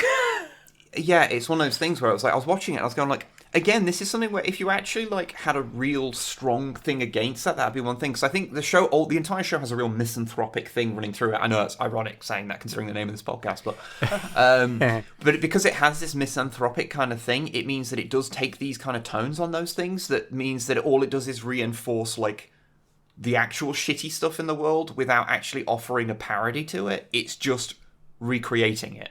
And it's like, well, you're not really saying anything there. You're just doing what reality is. Like, probably the worst case of this is when the show tries to address the fact that metal as a genre is really fucking white. And the way they decide to acknowledge this in a show where the entire main cast is white is to say, oh, well, people just randomly accuse Death Clock of being racist because they just do, and then they make a whole big deal about, oh, yeah, you've been accused of racism, and that's like a terrible thing, and it's really hard to shake that, even though they've not done anything racist. I mean... And it's like... No. And they treat it as an absurd observation to even make. And it's like, but there is a reactionary streak through metal. Well, I mean, there's that whole thing of like, oh, I'm in this, I'm just getting into this new metal band, hope they're not neo-Nazis. Yeah, like it doesn't, like it treats the idea of having, of like a metal band being racist as being like an absurd statement. And it's like, no, this is legit a problem. Like, black metal has a real Nazi problem. Like, which is ironic. Yeah. And it's like really weird how it just it treats those issues, and it's like, look, if you're actually going to do a parody of a genre, you kind of have to have a bit more teeth and be a bit more honest about certain factors within it, because otherwise it just feels like you're glorifying all elements of it you're glorifying the thing, mocking the silly stuff that doesn't matter, but the actual problems that it has, the actual like structural oddities about it, it never acknowledges or treats as being like you're being the absurd one for even pointing it out. Not saying it's a good or bad thing, just pointing it out. Yeah.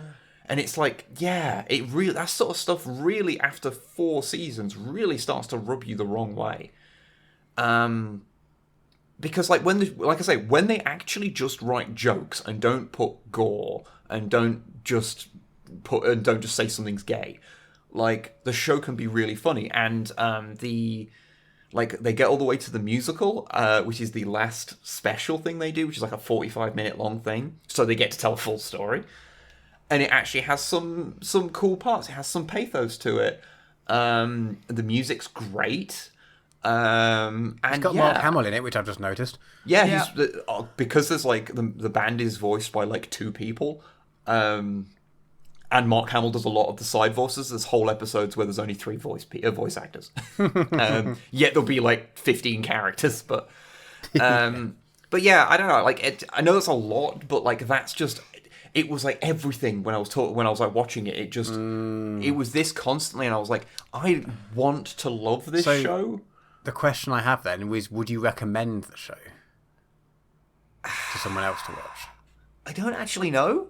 Okay. I think if you hear all those caveats, if you go into it with those in mind, there's definitely some fun episodes of it. There's bits of it that are really genuinely funny, and like the absurdity of it all is great. And honestly, you're probably better off just listening to the albums because really, the albums are great, and most of the things that make the show kind of shitty aren't present on the albums, but most of the things that make the album good are on the albums. So just listen to those. Like, I guess is my position, but yeah, I'm sorry that took so long. I will pass over to Snipe so that you may recount what you have done. Are you sure? Yes. Okay. Well, it might surprise you, seeing as it's officially the spoopy month, my favourite month of the year. I watched some spooky movies. Spooky movies. Spooky movies. Sorry, I was drinking when you did that, but I knew I had to do some kind of backup. Thank you, I appreciate it. I like how you're like, this big fucking thing that's like not very socially conscious and actually enforces a lot of the negative behaviours, and I'm like, spooky movie.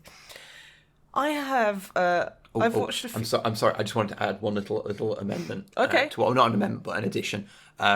Just because you mentioned that, I'm not saying every show has to be socially conscious, just it's weird the lengths that Metalocalypse goes to not be. Yeah, that's fair. Mm-hmm. Okay, can I go? Yes. Okay, so I've watched a few spoopy movies, and like that horrifying burn that Inquisitor Grox delivered to me last podcast didn't really sink in quite as much, because honestly, I couldn't really find anything I wanted to watch that was a bit different horror movie wise. So I watched 2 movies with Anthony Hopkins in them, Nice. which is pretty good. I watched The Rite, which is shock horror. This will shock and horrify everyone here.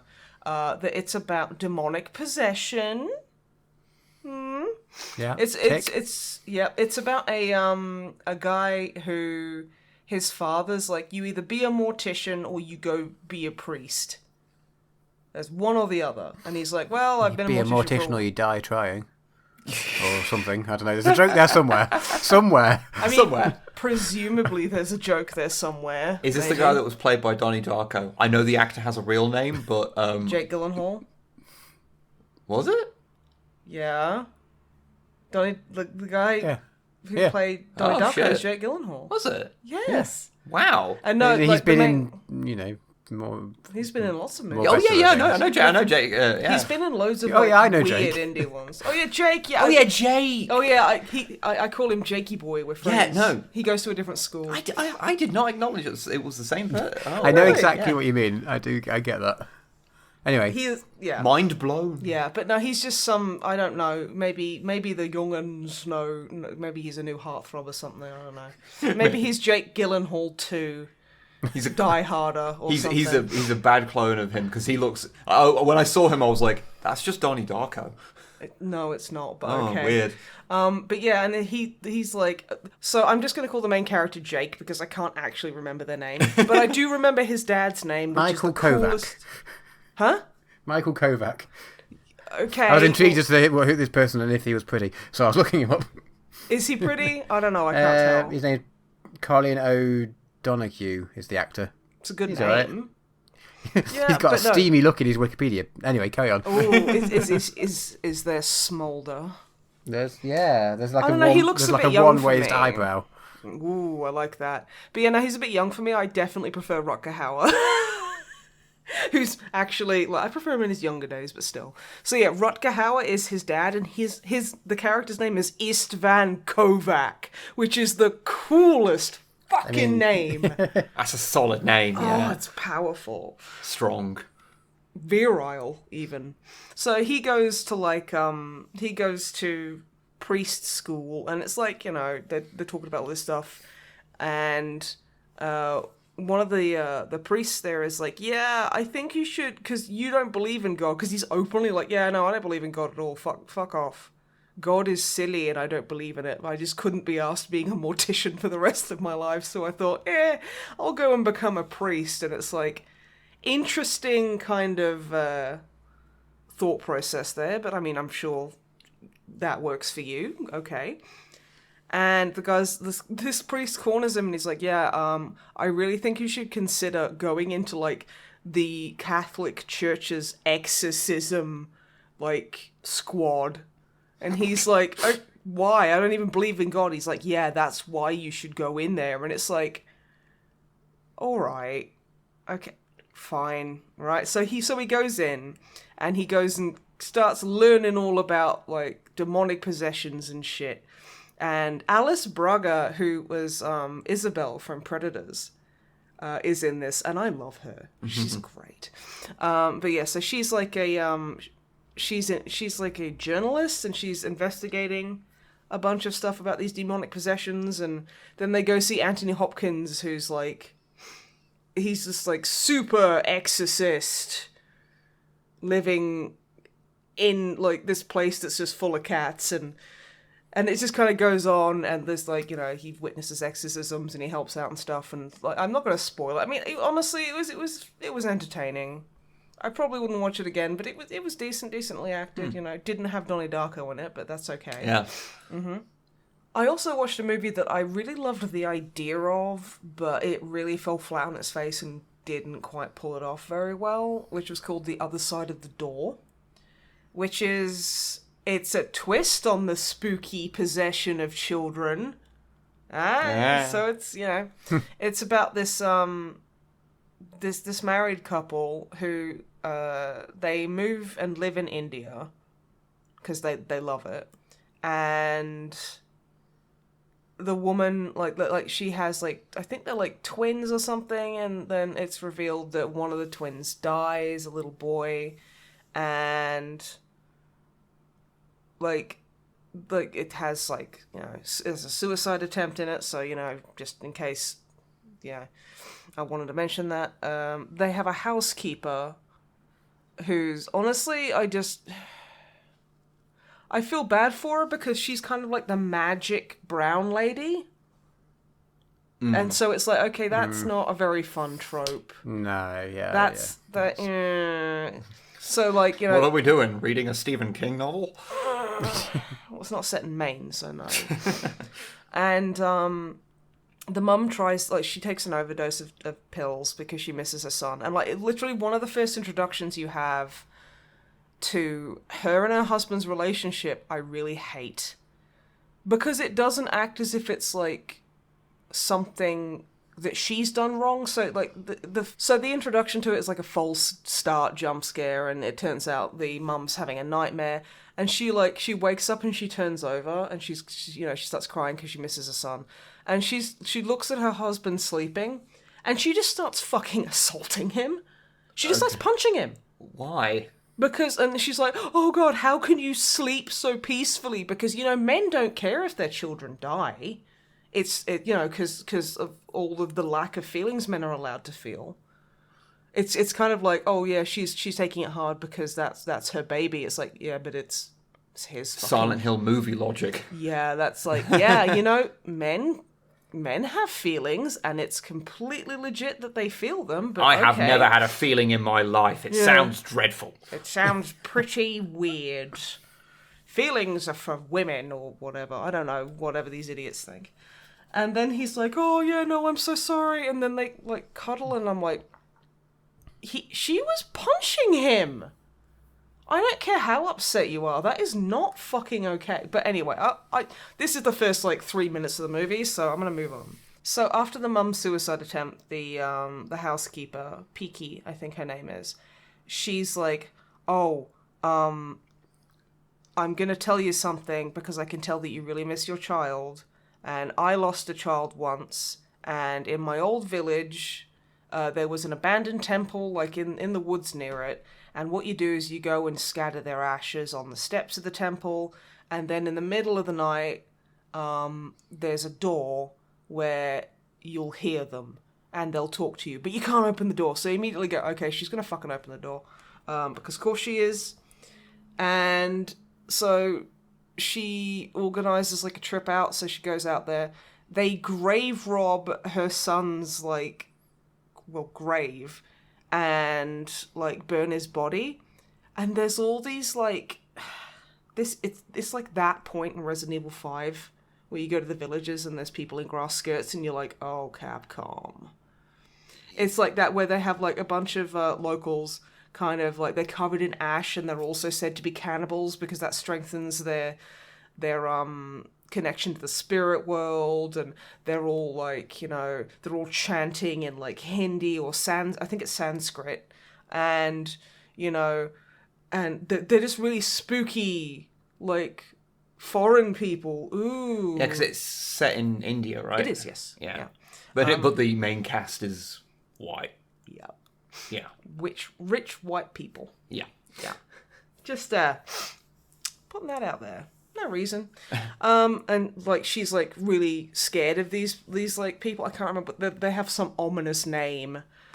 And then, you know, then she gets her son's ashes and she goes to the temple and she pours the ash on the steps, and then, you know, she waits. And there's like a spooky statue that with like a bunch of arms, and like it's got its hands over its eyes, but there's also like a bunch of extra arms it has, which honestly the design for it is pretty cool. I will say it's honestly very Silent Hilly, actually. Yeah. Especially the way it's like later on in the movie. Shock horror, the statue like is like it's a free deity and now it's angry. And it's mad about stuff, so... And, like, yeah, there's... Immediately, like, when, like, the clock strikes midnight, the kid's like, Mommy, it's cold! Open the door, Mommy! And it's like, okay, yeah, and then she opens the door and there's nothing in there, and she goes down. There's a jump scare with one of the spooky guys covered in ash, and he basically just points at her and says something in Sanskrit, and she's like, oh, fuck this, I'm out. And then, like, weird, like all the plants start dying, all the animals start dying around the house, like, weird shit's happening, and she just starts, like, talking to the boy, like, and she's like, oh, now, Dave, I can't remember his fucking name, and it's like, oh, not now, David, like, you know, don't bite your sister, because, like, the little girl in this is a fucking terrible actor, but I mean, shock horror. And, like, she's in the bath, like, she's, like, washing her daughter, and there's literally just this gigantic, fucking, deep, horrible bite mark in her shoulder.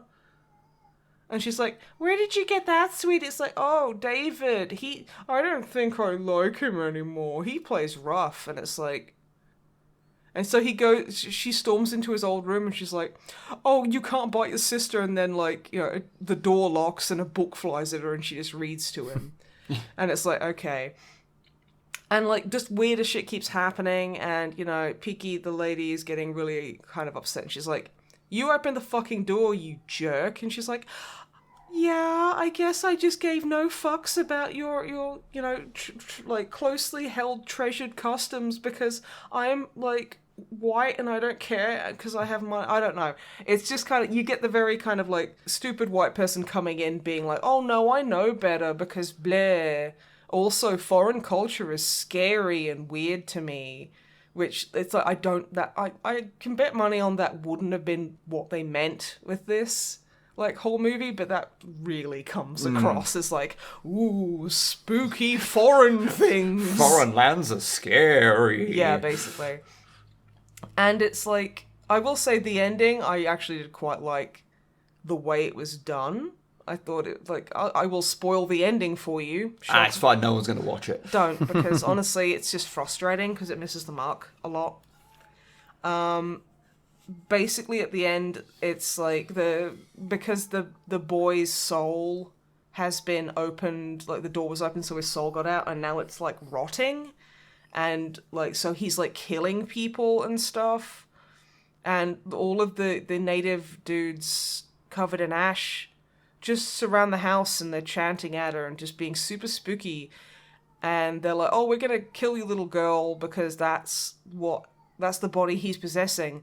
So she's like, no, possess me! And then the mum gets possessed, and then she gets, like, shanked in the stomach, and she kind of collapses. And it's kind of like, the camera's, like, above her, and she's lying on the floor, like, bleeding out.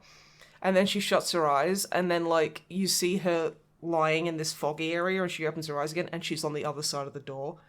And her husband's going, I'm sorry, I had to do this because I missed you so much. And she's like, oh, fuck, no. And, like, she's like, no, don't open the door. And it's like, okay, that was actually pretty good. But also, how the fuck? Because Peaky told the mum didn't say anything else. She didn't, like, talk about it. She didn't talk about, like, you know, what he had to do or anything or where it was. How the fuck did he figure that out? Well, presumably he also talked to the housekeeper. No, they explicitly, like, don't tell Daddy. We can't tell Daddy about this. So it's, like, explicitly keeping it from him. Well, if it's, like, a local known thing, then It's not. It's from this village at the end of this fucking train line that this one lady's from. Yes, but, well, like, it just feels yeah, a bit weird. well, you're saying, like, about don't tell Daddy, but that doesn't mean that he can't speak to the housekeeper about it. Yeah, but the thing is, she dies before she really gets to say anything. Because, like... Oh, the housekeeper dies? Yes! Oh, well, she's killed by the boy. You didn't say that, so I didn't know. But yeah, no. And then she's like, because she's like, this evil Silent Hill deity is super mad and is going to drag his soul back. And it's like, okay, then let her. And it's like, oh no, you got to burn all of his stuff. So she tries to burn all the stuff, and then she gets drowned. And then the guy comes back, and he's like, oh my god, what the fuck is all this stuff? And it's like, oh no, it's just, his soul's back, that's all, and that's basically it. Okay. It was not very good. I loved the idea, but it was executed really badly. I watched, okay, I'm going to talk about a good movie with Anthony Hopkins. I hope this one isn't also problematic, so we don't have to tell all the people at home what media inst good. Yeah, yeah. But yes, another Anthony Hopkins movie. It's more of a thriller. It had Ryan Gosling in it, who honestly I feel like he's CGI. I don't know what it is about the way he looks, but it just feels like he's not a real specific film, or person. just all the time? Just in general, it feels like he's a deep fake. I don't know why. Ryan Gosling is actually a guy called Stephen Goose. And Rye bread goose. and he was he's the world's first CGI actor, but they have to have a person like stand-in to deep fake onto. No, I just Weirdly, he looks exactly like Ryan Gosling. It's really peculiar. He just looks really weird because he looks like a slightly different what's his name? Captain America. Evans. Chris Evans. He looks like a slightly different kind of like Chris Evans clone. And he just looks very Uncanny Valley to me. And I don't know. I'm not shaming him for how he looks or anything. It's just kind of like there's just a weird like deep fake vibe I get from him, which is probably just me. Do you find him very attractive? Honestly, he's not an ugly man, but I don't find him attractive. Okay, because I know there are those people who you encounter in your like when you see them in like real life, and they are so unbearably attractive that they don't feel real. Oh no, not that. No, but Are you just like, what are you doing here? It's like but no. He's not to my personal taste. Why are you in Tesco's? What the fuck? It's like, why are you just walking around on the earth? You should be in movies. What the fuck? You look photoshopped. But yeah, no. And he's a lawyer who is a bit of a shithead, and he's like, oh yeah, so I'm gonna go and anytime he's about to lose a case, he like passes it off onto someone else who has a really good like conviction, or I think he's a defense lawyer, so he he lets people off stuff, and it like Anthony Hopkins is like shown to basically like follow his wife and like she's having an affair with Mustache Dad from Twilight, which was weird because he doesn't have a mustache, and I think it should be illegal for that man not to have one because it suits him. Fair. But yeah, and he's like, okay, so wife comes home and he's like, did you have fun? I know you were fucking some other guy, and she's like, oh well, fuck it, and then he shoots her. And you see him like clean up loads of stuff and like just potter about, and then like a couple of his housekeepers, like groundskeepers, kind of like come and are like, is everything okay? And he fires a few shots out the window, and then Mustache Dad shows up, as a police officer to the crime scene because he's a negotiator. And Anthony Hopkins is like, oh yeah, hi, come in. I shot my wife. And he's like, why did you do that? He's like, I don't know. I just snapped, really. Just got mad and snapped and shot her. She's over there. And then, like, he goes, he kind of, like, peers around the corner and he's like, and starts, like, freaking out and he's, like, jumping on the body. And then he just, like, pummels Anthony Hopkins. And, like, it's just... Anthony Hopkins' character is so chill throughout the entire movie because like it's shown that he really likes like those Rube Goldberg kind of things where like everything is calculated perfectly, and it's kind of like that, and it's like, okay, we get it. He's planned like the perfect murder, and he's like he hires Ryan Gosling, like he tries to hire Ryan Gosling to like defend him, and he was like, because I'd hate to ruin your score, like got that big promotion coming up. He's like, how do you know this? He's like, well, it's perfectly within my civil rights to hire a private detective. He's like, yeah, but not to follow me. What? Don't do that. And he's like, well, no one said I couldn't do it. He's very kind of like matter of fact, and like there's some brilliant little bits of writing. So he like it comes out in the middle of court because he's like, oh no, I'll defend myself. I'll be my own lawyer. That's okay. And he kind of acts like this old befuddled kind of dude. And it does come out. He's like, I don't know how to say it. Like objection. I don't know how to say this in like law terms. And she's like, well, I tell you what, explain it as a layperson, and I'll tell you what the what the specific court the legal term, definition. the legal definition is, and he was like, okay, I would like to object because he was fucking the victim, and everyone's like, what? and then it's like there's the judge, Ryan Gosling, and Anthony Hopkins sitting there, and it's like, well, my client didn't say this, and he's just kind of like, he's just curveballed me, and it's like, we don't know that he's had any contact with the victim. And Anthony Hopkins goes, well, my dick would disagree. And they're like, what? He's like, my dick, my private detective. That's what I call him, my dick. He has evidence to suggest otherwise. He's just, I saw some of it, and he is just being this like politely belligerent dickhead the whole way. It's so fucking funny. It's really good. I can recommend it. I won't say too much more because, but it is very fun. And I played a video game. Good lord. Yeah, a new video game. A nude video game. Actually, there's no nudity in it. Shame. But it's new to me. Yes. Because we don't do new games here on the MisanthroPod. That is bad. Called Monster Prom. That was gifted to me years and years ago by Plasma Dragon. And I recently bought the DLC for it. And everything about this game is really great. I don't know how to play it, and I suck at it. But like the characters, like, are really well written and just very silly. Can I ask a quick question? Yes. Because I have only casually observed a little bit of you playing it and hearing you describe it a couple of times, and I want to know if my understanding of the game is correct. Shoot. Because the way I've heard it described, it sounds like a roguelike dating game. It is. Good. That's a very good way to put it. Yeah. Okay. Cool. I'm glad that I wasn't misunderstanding. Yeah.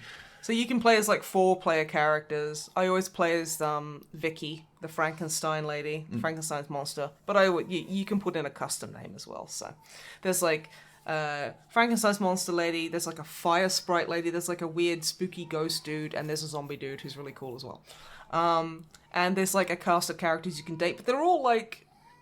There's like one character who's 19 and all the rest of them are like in their 20s. So, it's not weird and dodgy. And you got all the archetypes. You've got like, there's Vera, who's a Gorgon. She's got snake hair. Good. And like, I tried to romance her. I tried to ask her to the prom. And we went on a date to the stock market where we robbed everyone and ate loads of money, and her hair ate a bunch of money that was laced in cocaine, so we got high as well. This sounds like a dating game that I should be playing. Yeah, wow. really. Also, I went on my second successful prom date with Scott the werewolf, who is. Those kind of people that are so, like, he's like peak himbo. He is so fucking thick, but that's actually kind of hot about him. It's weird. And he's a werewolf, so he's like a big, hairy, fucking, like, muscly jock dude. So he's perfect. And, like, literally, like, you choose who to sit with at lunch, because it kind of rotates. And there's a mermaid, like, she's like a Swamp Thing girl, and she's royalty, and she's hot. She has eating serfs, so she doesn't eat. She gets serfs to eat for her. Okay. On her behalf. Okay. And she takes like 47 fucking pieces of silverware to eat like in the cafeteria, and like all this kind of stuff. So she has serfs for everything, and she's just like really snotty monarch kind of thing. And they were having a conversation, and I sat with them, and like. Because her name's Miranda, and she's like, oh, secret sauce, what secrets do you possess?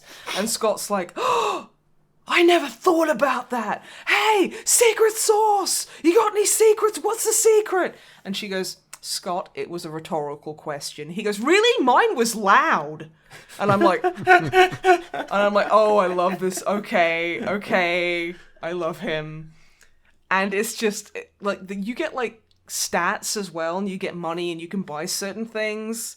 So you can buy. I bought like a dragon erotica novel. Of course, and you did. And which is like that creates an event. So you get like sidled up to by a couple of people in the hallway who are like, oh, "You're reading that?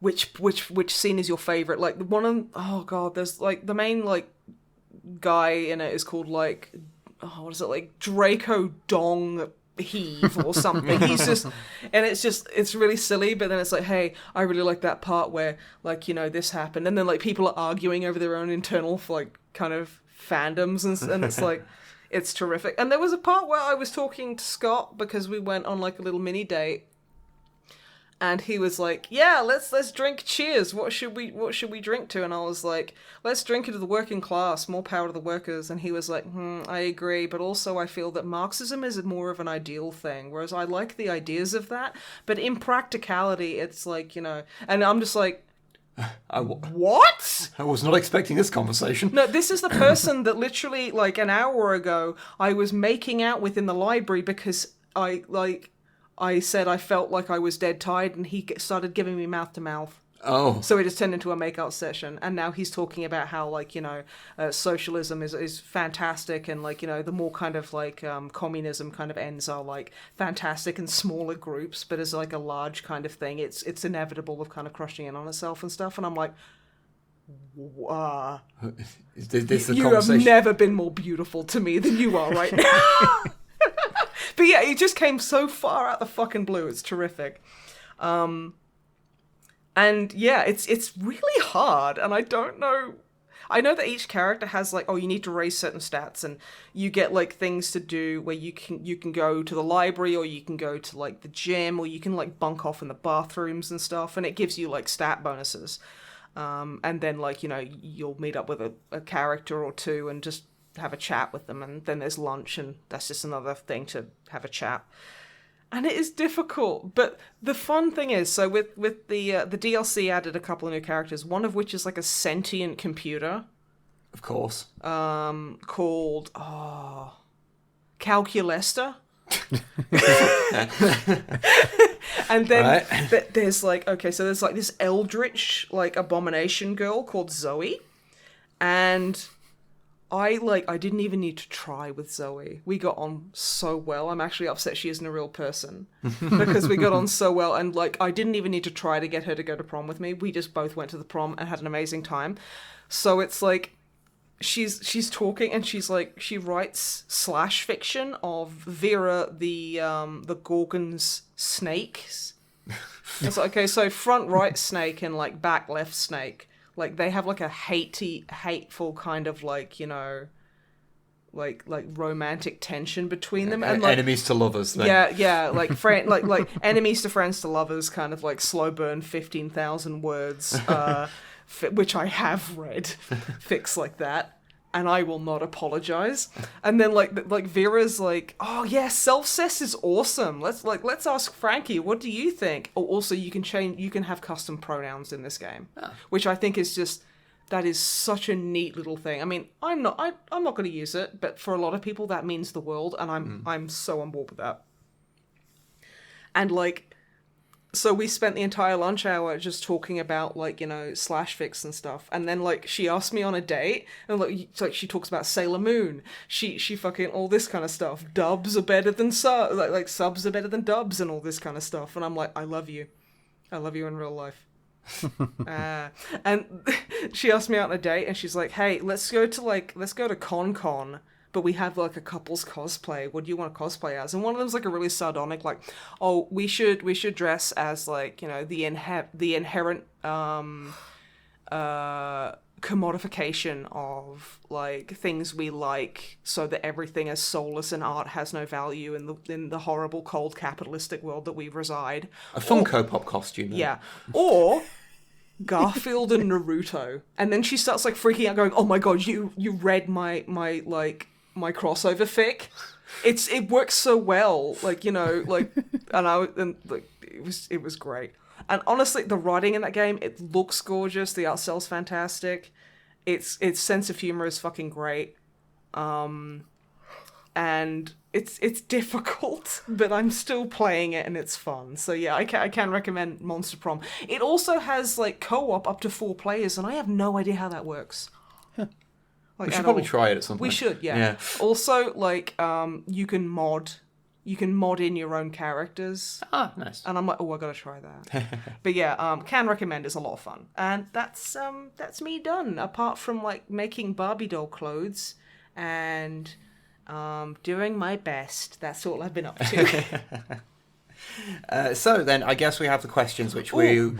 Also, it's Inktober, and the person who came up with the original Inktober prompt list is a piece of shit, so a lot of us are doing our own things. Inktober is where artists will create a piece of art every day for every day of the month of October, to basically just allow ourselves to make mistakes and try new things, and just, keep your eye in and maybe learn some things and just share some nice art. So I'm doing that on my Twitter. What is your Twitter? At Snipe the Sorrow, one word. And I'm posting those every day. And I've got some really fun ones that I like. And I've got one for tomorrow, which It'll be like a week ago when you hear this. Yeah, but I'm just excited because I'm really getting into it, and I bought myself some fancy colored pencils, and I've really been enjoying them. I'm glad. So yeah, Inktober, that's fun. Come and see my fucking... I don't want to call it art, but I mean, I guess legally. Yeah. So yeah, and that's me. So the questiones. Yes, the questions. Senor Drumblebem. What is the email address that people should send questions to Matthew?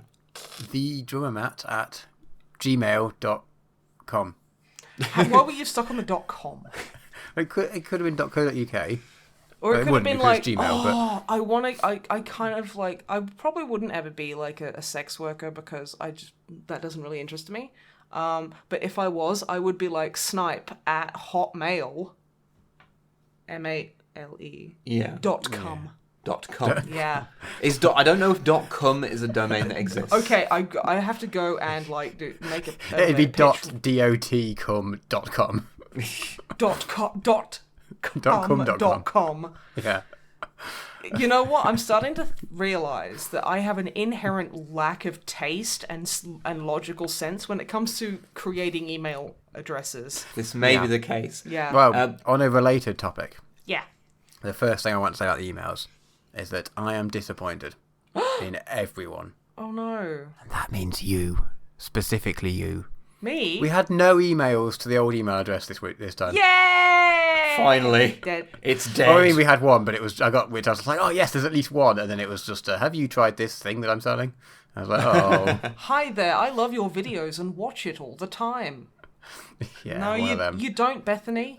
You don't. So yeah, I am all a of big these fan emails- of agent names. Oh, And my favourite video of yours is that one. is most popular video. But yeah, anyway. Yeah, so all these emails were to the new email address. Which is thedrummermat@gmail.com. Not Yes. .com, that's his OnlyFans. I have a feeling that if you posted, if you had an OnlyFans, Drummer Matt, where you just posted, cute... Because you take really cute selfies. And, where you're wearing those fucking hideous jumpers of yours, you would get, some real thirsty motherfuckers just hurling money at you. Just, that is definitely, a really deep-seated fetish for a lot of people. And I think that's an untapped market that you could really, flourish Okay, in. good to know. Yeah. All jumpers, no trousers, no pants. Yeah. Oh, yeah, you gotta have your dick out, but, Yeah. Jumpers all the way down. Yeah. Oh, then you can okay, so Ruth's really good at knitting, so she could knit you a really small, ugly jumper that you can put your pee in. There's actually there's actually books and stuff like this that I've seen where I know. literally people will just make knitwear for penises. I know. And I'm like, actually, that's adorable. As in books, as in printed books. Yes. Yes. Wow, are they old school? Yeah, I think I think it was kind of in those days where it was like, yay, sexual revolution. Yeah, well, let's just knit scarves for dicks. I think it's based largely on the fact that penises are very funny. They are. I Yeah. mean, I say genitals in general. It is very funny. I think they're very contextual. Yes, I think that's So true. yeah. What questions have we been sent? Okay. And we should probably try and get through these quite quickly because my God, has this gone on longer than we intended. Somebody was talking for a bit too long. We don't have too on much, and some of them are recommendations, so Okay. it shouldn't be too long. First up, Mikhail. Hello. Question for the podcast will be the following. What's the most ridiculous moment you've ever had on Tabletop /D&D? So theirs was when they had 12 dwarf warriors charging down 20 skinks, got decimated to three dwarfs due to stand and shoot, but then still managed to beat them. Nice. I'd say I'm gonna split them into two. One for tabletop, like pen and paper RPG, and one for like Warhammer. Warhammer was I had a fight with Unity, a friend of ours, where this is on Tabletop Simulator. I had an Imperial Knight versus the point equivalent in Ripper Swarms, and that took 2.5 fucking hours. Just because of all the dice rolls. Yeah, it was ridiculous. And my silliest tabletop one... God, there's so many stupid tabletop things. Well, there's a couple. There's one where we did that Die Hard, like, mini kind of arc in Drummer Matt's campaign, where Johnny covered himself in grease and got stuck in the dumbwaiter. I didn't get stuck in the dumbwaiter. I think we crammed you into the dumbwaiter. I got greased up so I could be put in the dumbwaiter, but then that plan didn't really come to pass. So he was just skidding around. I think like someone literally tried to grapple him and he just went like a bar of soap. Yeah. Yeah. Another couple of honorable mentions is when we all got a house to call our own that's like on the back of Steve Bloom's tavern. And my character got so drunk, well, we all got super drunk, and he woke up with his hair braided intricately around the banister of the stairs and literally made everyone late because he couldn't fucking get out. That was Johnny's problem, and then there was the other one where I got attacked by a werewolf, and Talus, our rogue, I woke up in the middle of the night with her forearm in my mouth because she was convinced I was a werewolf and she wanted to be one because she thought it was cool. So she was like palming my chin around her mouth so I would break skin and bite her. And I just wake up and I'm like, and she's like, "Oh, I was just sleepwalking. Good night." Basically, it's when things have happened at you. Yeah, usually I'm the disruptive force. You bring out an energy in people that is... Nathan brings out that energy. Yeah. I don't know what the probably it's like stuff that has been covered in earlier podcasts when we used to, like... Before the world ended, when we used to actually play video. My character effectively writing Bohemian Rhapsody and becoming a bard. You could say that was his orchestral awakening. I suppose. Yeah, I mean, you could, but you probably shouldn't, though. Yeah, no, probably not. Yeah, I'm sorry. But yeah, there's a lot of weird shit with Johnny, my old barbarian, who took a level in bard because he was a musician anyway. It just worked. Yeah, I suppose. Yeah. The most kind of wild one was when my Axe of the Berserker took over, and I nearly killed the entire party. TPK'd us, yeah. That was a time. And then we had to basically tie you to a pole and like shoulder you back to town. I'm like, I'm okay. I'm okay. Can I have my axe back? And we were like, nope. Nope. No, you cannot. Yeah, that was a really fun little emergent piece of storytelling. That could have gone so fucking wrong. Oh my god. Yeah, that went places very quickly. I just remember Talus and I spending 2 days hanging out with the monk at I stayed outside because I'm a warlock and I'd fucking catch fire if I entered a church probably. So she was going, hey, can you just...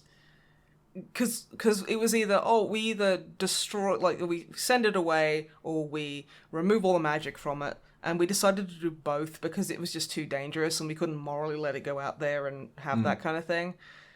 So we were doing that while Johnny was writing Bohemian fucking Rhapsody. that was fun. Scary. Yeah, it was the whole thing of that was the thing where I knew it was obviously you, because at that point, Matt was the DM. We both knew that this was a possibility that could happen, but no one else in the party did. And then just halfway through a fight, I just turn around.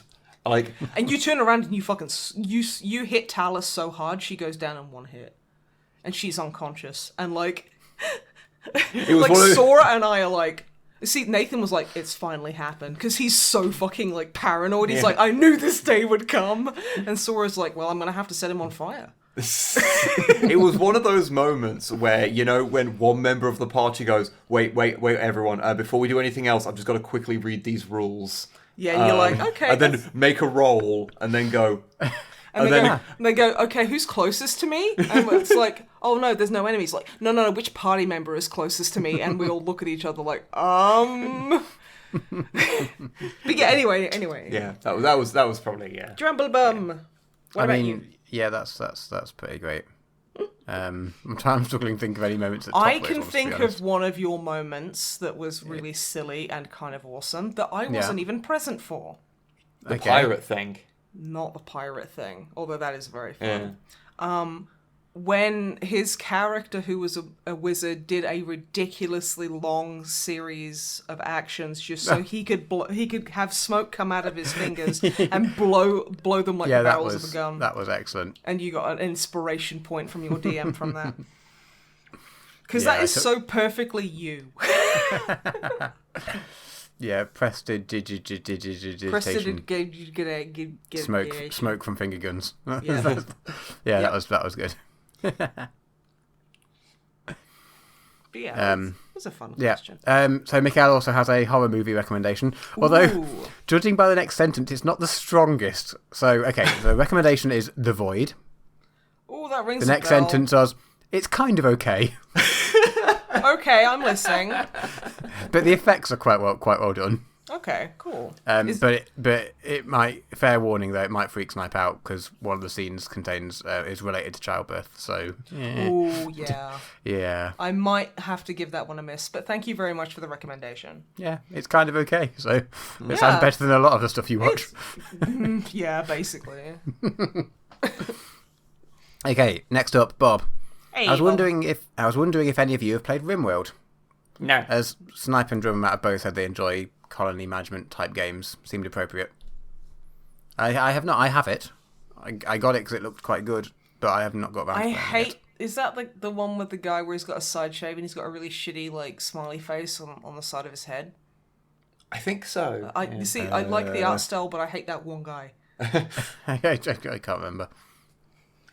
Is it not like a pixely top-down? Oh. Yeah, but it has like it has like fancy like it's like production art kind of like right. cover art and stuff. You know. Yeah, okay.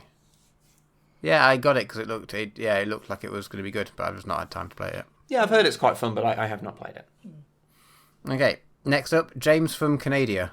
Hey, James. I hope Canada is treating you well this time of year. Possibly not to be read out loud. Well, I mean, it's fine to be read out loud, but it's possibly not interesting to the podcast audience. But I wanted to mention it because it validates our Canada thing. Yeah. So, okay. There's a couple of Canada tourist info recommendations which no one can use for the foreseeable future. No, but the thing is, I'd like to know. I'd love to. Okay, so first up, Toronto's great. Very North American city. Great opera scene in Toronto, apparently. Not where I was expecting that sentence to go, but I appreciate it. Yeah. That's on your Misanthrop. If you've got opera on your MisanthroPod bingo cards, you can finally tick that off. You've been waiting. Don't be silly. That's the free space. You've been waiting 110 episodes for us to mention opera, but I'm pretty sure one of us has mentioned opera. I'm incredibly impressed with anyone playing MisanthroPod bingo since before the start of the MisanthroPod.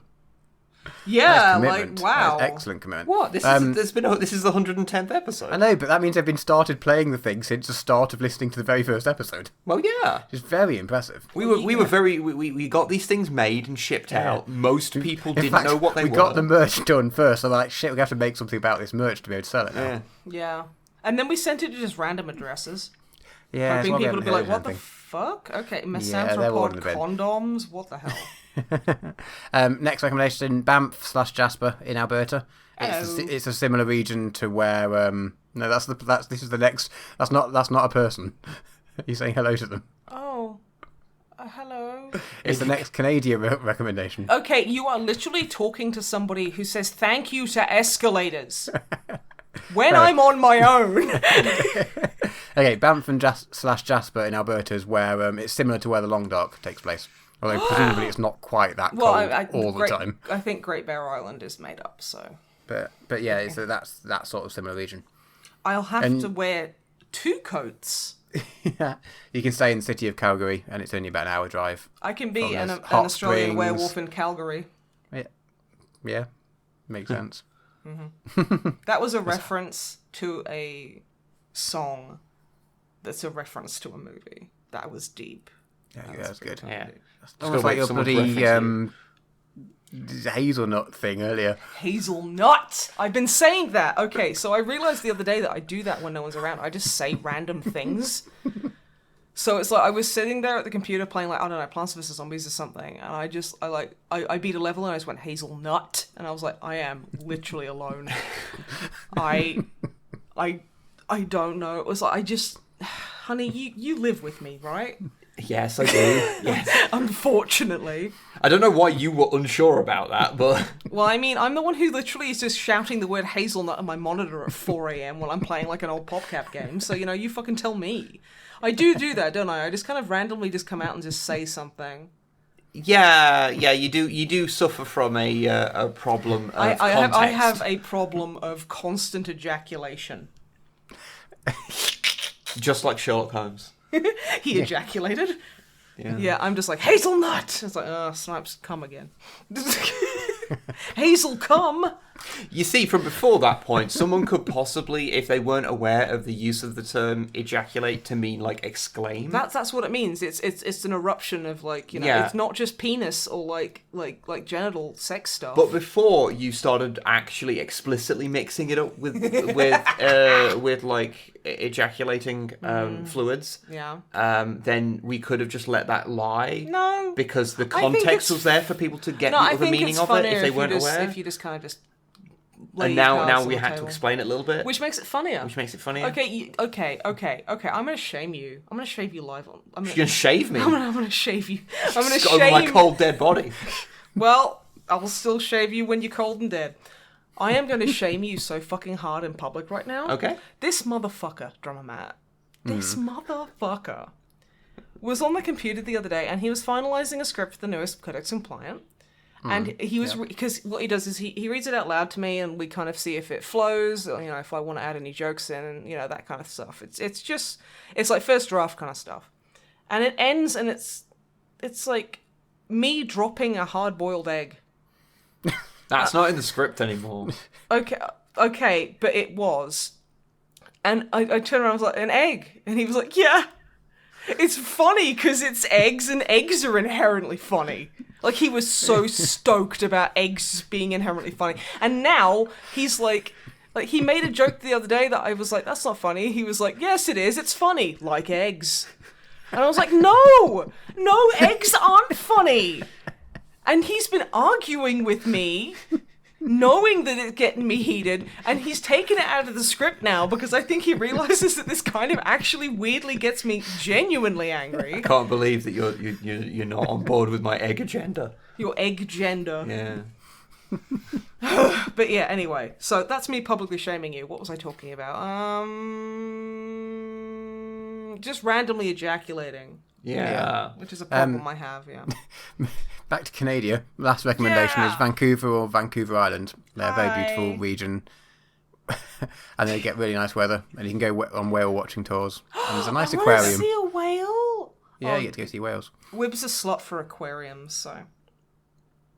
I mean, I like them, yes, that's true. Yeah. I do not engage in sexual activity with aquariums. Do you remember when they threw you out of the last aquarium, that aquarium in Florida because of those trampoline wanks you were doing?